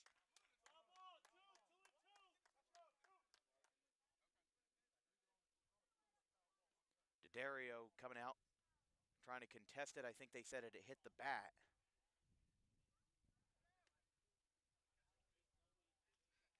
Umpires are talking it over here. This would change a lot if they call this a hit by pitch. I mean, it trailed very far inside. Some of the Cumberland folks, including D'Addario, are saying that they heard it hit him. So they want to make sure they get it right. They are going to call it a foul ball. So Brenner will go back to first. Count is now 2-2. As that ball, which went to the backstop, they said that it hit off the bat. I mean, Holt wasn't really contesting it that much, and he's the guy, if you know anything about pain, you would know he would feel it in this 55-degree day if it hit him. And it could have hit him after hitting the bat, but once it hits the bat, it's a moot point. It's a foul ball. If it hits him and then hits the bat, then that would be a hit by pitch, but it matters what hits you first. If the ball hits you, it's a hit by pitch. If it hits the bat and then hits you, then it's a foul ball. Because we've seen that before where batters strike out on balls that hit them. He didn't go around or anything. He wasn't even close to that, but it'll be very interesting to see how this at-bat progresses. Throw to first, not in time. Very quick tag, catch and release by Toro. But again, couldn't get that one to fall. Suppy has been hammering in that first base pickoff, which would be the second run of the day for Cumberland. Works from the stretch, popped up, got under it. In the infield, ball is caught. Brenner returns to the bag, and that's out number 2. Just a big out for Vineland there. Worked the at-bat, had a bit of a controversial pitch that could have been hit by pitch ball. A call went in favor of Vineland. And now you've got Colin Shepard with 2 outs, the lefty, kind of coming in this platoon spot, but he has an 0-for-2 record today. He's got a fly out and a 3 unassisted. Not easy for these guys to overcome it. Outside. Count is 1-0.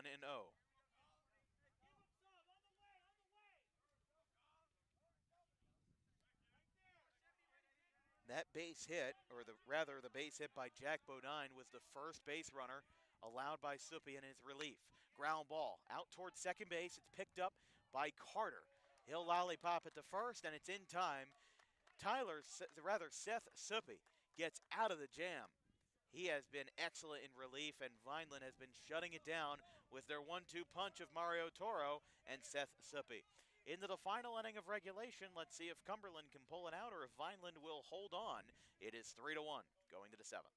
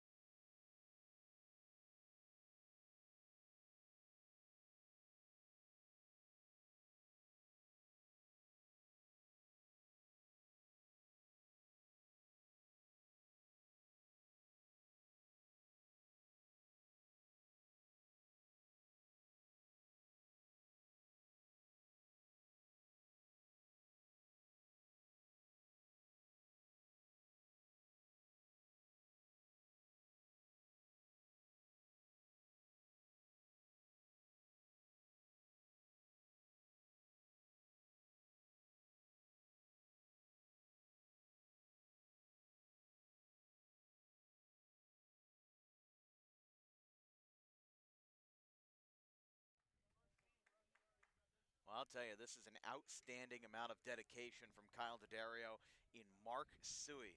This is exactly what they want as well. You know, it's an opening day thing. These guys want to make sure that their pitchers are ready for the long run. They don't play until Monday. They're on the road at Triton in a Tri-County divisional matchup, which is going to be a 4 o'clock start on the 31st, and then they'll be home to Egg Harbor and Gloucester on the 1st of April and the 7th. So they've got a 6-day break between games after Triton, and not to mention the fact that Triton and Egg Harbor, and they've also got a good 4-day weekend coming before their next game at Triton on the 31st. That's the thing, is that, you know, these guys are, you would think, I was surprised that they haven't gone with more bullpen options here just because of the fact that they don't play until Monday when they've got a back-to-back with Triton and EHT. So the way that I see it, I think I would trust Kyle D'Addario in this situation. You know, listen, he's an experienced, he's a young head coach, somebody who has confidence in his players, and who knows, he might not have a lot of guys in the bullpen right now this early in the season. They still have to figure that out. That one skips way behind. But I like it. I like the strategies. I like how these guys operate. The problem is for Cumberland is just that Vineland's been shutting them down. Mario Toro has had a couple of great innings. He's had a couple of decent innings, but in all of them, he's only allowed 1 run. And then who picked up the pace after him? Seth Suppy. Ground ball, foul. Off the bat of Carter. It's Carter, Lamentier, and then Toro.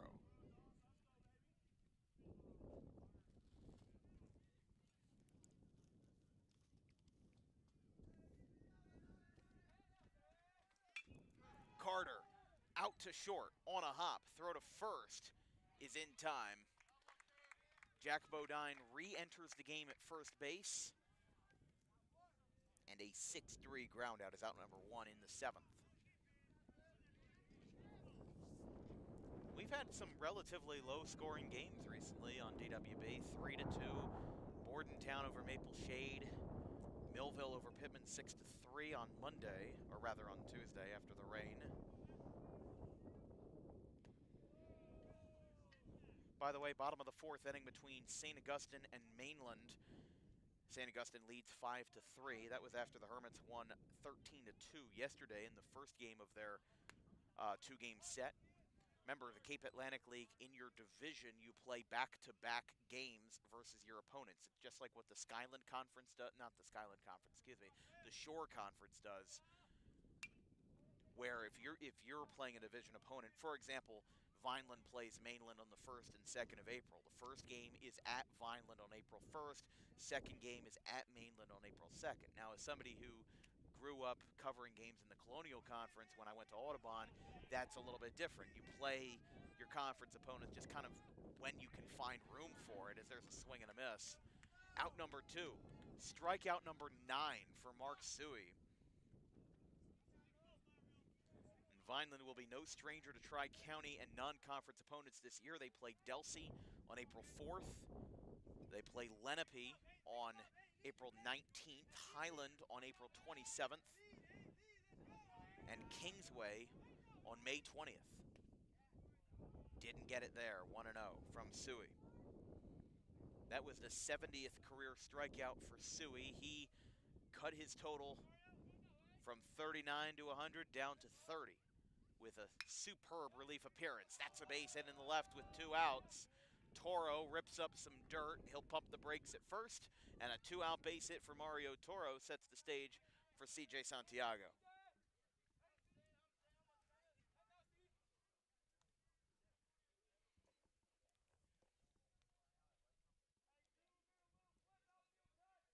Yeah, even I have been getting a little bit surprised that there hasn't been a mound visit with D'Addario and Suey. And honestly, I haven't seen any bullpen action. Now, that might be obstructed from my view, but still, heavy confidence in his man, Mark Suey. After an opening inning that allowed 3 runs, if that inning doesn't happen, we wouldn't have any runs on the board today. Yeah, he didn't hesitate at all in that first inning when he got in trouble. He got Suey right up. And now they're bearing the fruits of their labors on the defensive side, but they've got to get it going on the offensive side here versus Vineland. I don't know if they're going to bring Soupy back out for the 7th. Remember, Toro pitched the first 3. Soupy came in for the 4th, and he would have 4 relief innings under his belt today. Strike called, and it's 2-1. Santiago with a sac fly to center in the first, a line out to short, and a single. So 1 for 2 today. Vineland has had a hit in every inning today, even if it's just been a couple of singles. Ground ball, third base side. That skips through under the glove into left field. Santiago with a 2-out base hit, and he pushes the needle even more for D'Addario with a 2-out knock. Back-to-back singles for Toro and Santiago, and now Xavier Etheridge will bat here. D'Addario on the top step, but the infield is talking it over. They're just letting them talk. No coaches out there, just making sure they're on the same page here with Etheridge, excuse me. But it's been a sunny yet windy day here in the South Jersey countryside. 54 degrees at first pitch. Definitely was a lot better than Bordentown yesterday, and right in the middle of the road here, but hey, April and May are right around the corner. Etheridge just barely made contact off the end of the bat. It is 0-1.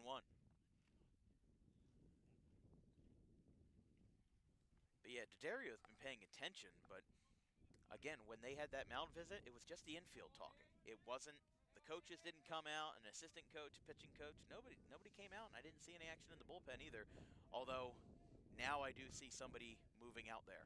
That one goes to the backstop, went straight behind. I think somebody just came in. Maybe somebody was warming up down in that little divot in left field. We just didn't see them because I saw 2 or 3 Cumberland players go into the dugout. They had the stretching bands and all of that jazz. So we'll see where they're at, but it's 1-1 here.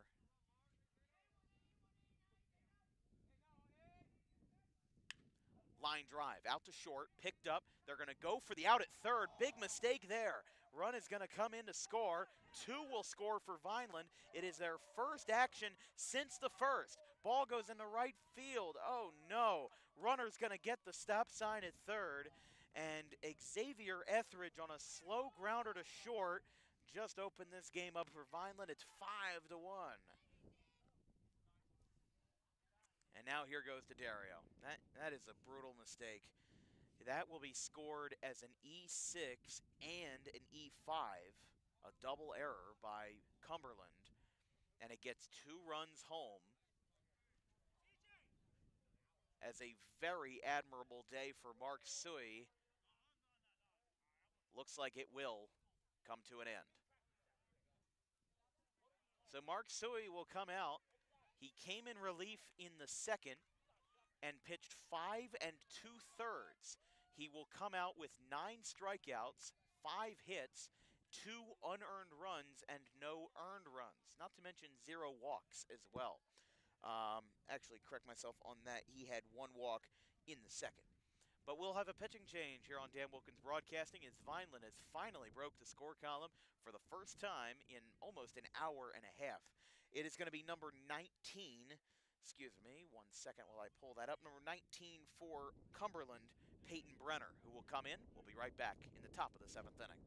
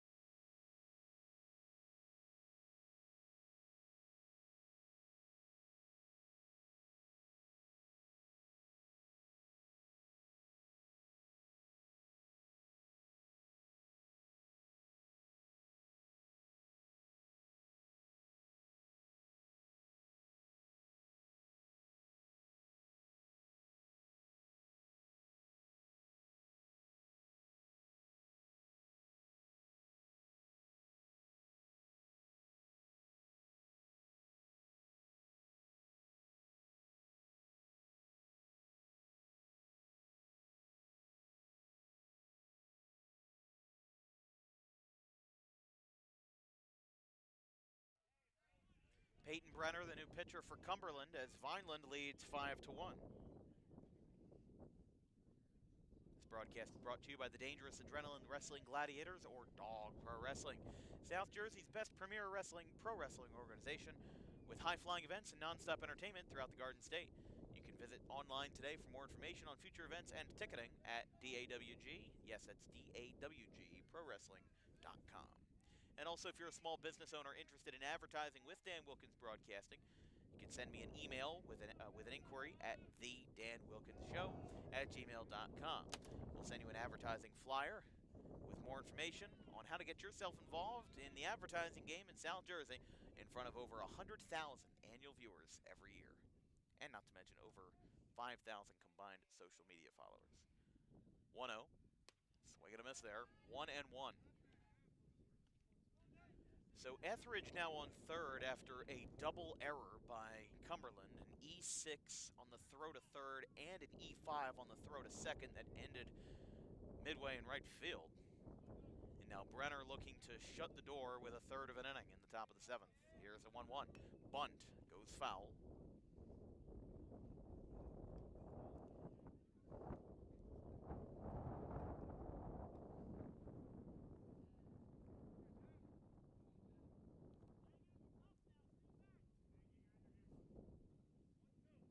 One ball, 2 strikes.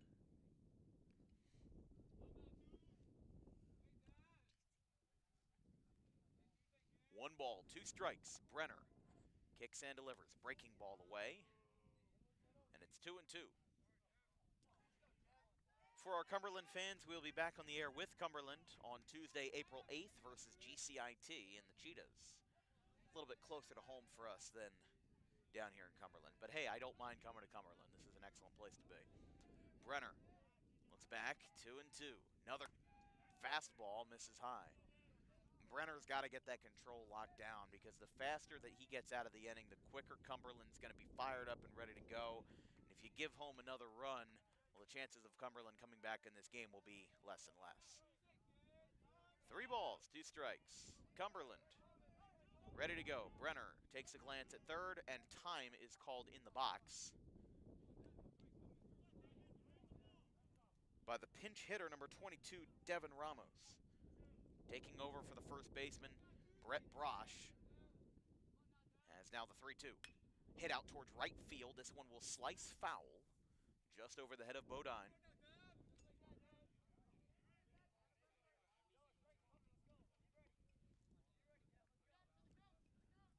And the count is 3-2. The pitcher, Tyler Sippy, is on deck. He started the game in left field. Came in relief of Toro and has been a very, very good reliever for the Fighting Clan this afternoon. Here's the 3-2. No, didn't get time granted. Now a ground ball out to third. Put it in play. Throw across the diamond is in time. That's what should have happened last time. The inning's over. Cumberland made a big defensive mistake, and, well, they paid for it. They've got a chance, though, to come back in the bottom of the 7th. We'll see who they bring out on the mound to face Cumberland Colts as they trail 5-1 going to the bottom of the 7th.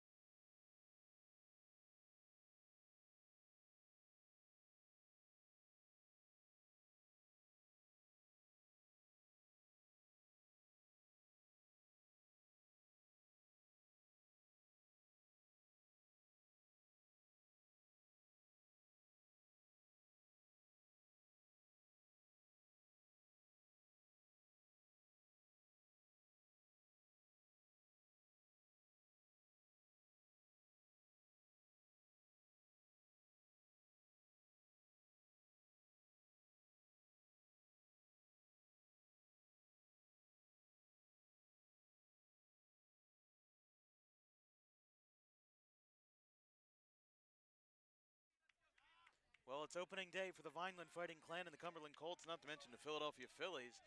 And Tyler Sippy looking for a clean inning as a ground ball out to short. Lamontier got him, out number 1. 1 pitch, 1 out. And Cumberland running into a very quick out, which is not what they wanted after giving up 2 runs in the top of the 7th.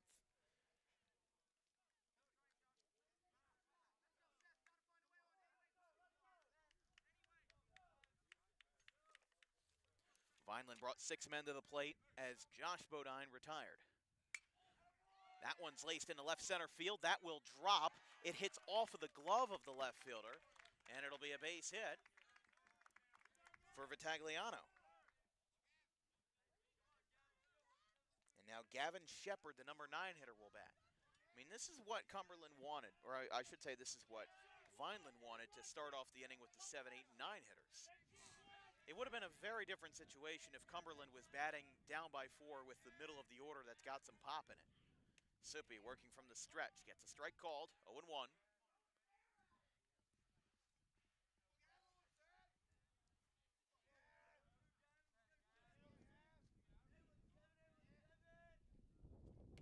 Way early there, 0-2. But they're working quickly. Sippy working from the stretch, a first pitch ground out, and an early at-bat single by the number 8 hitter, Vitagliano. Cumberland trails 5-1 to Vineland. Here is the 2-strike pitch. Curveball still way ahead of it. It's a good morning, good afternoon, and good night, and we're down to our last out of the ballgame. Shepard strikes out for the second time.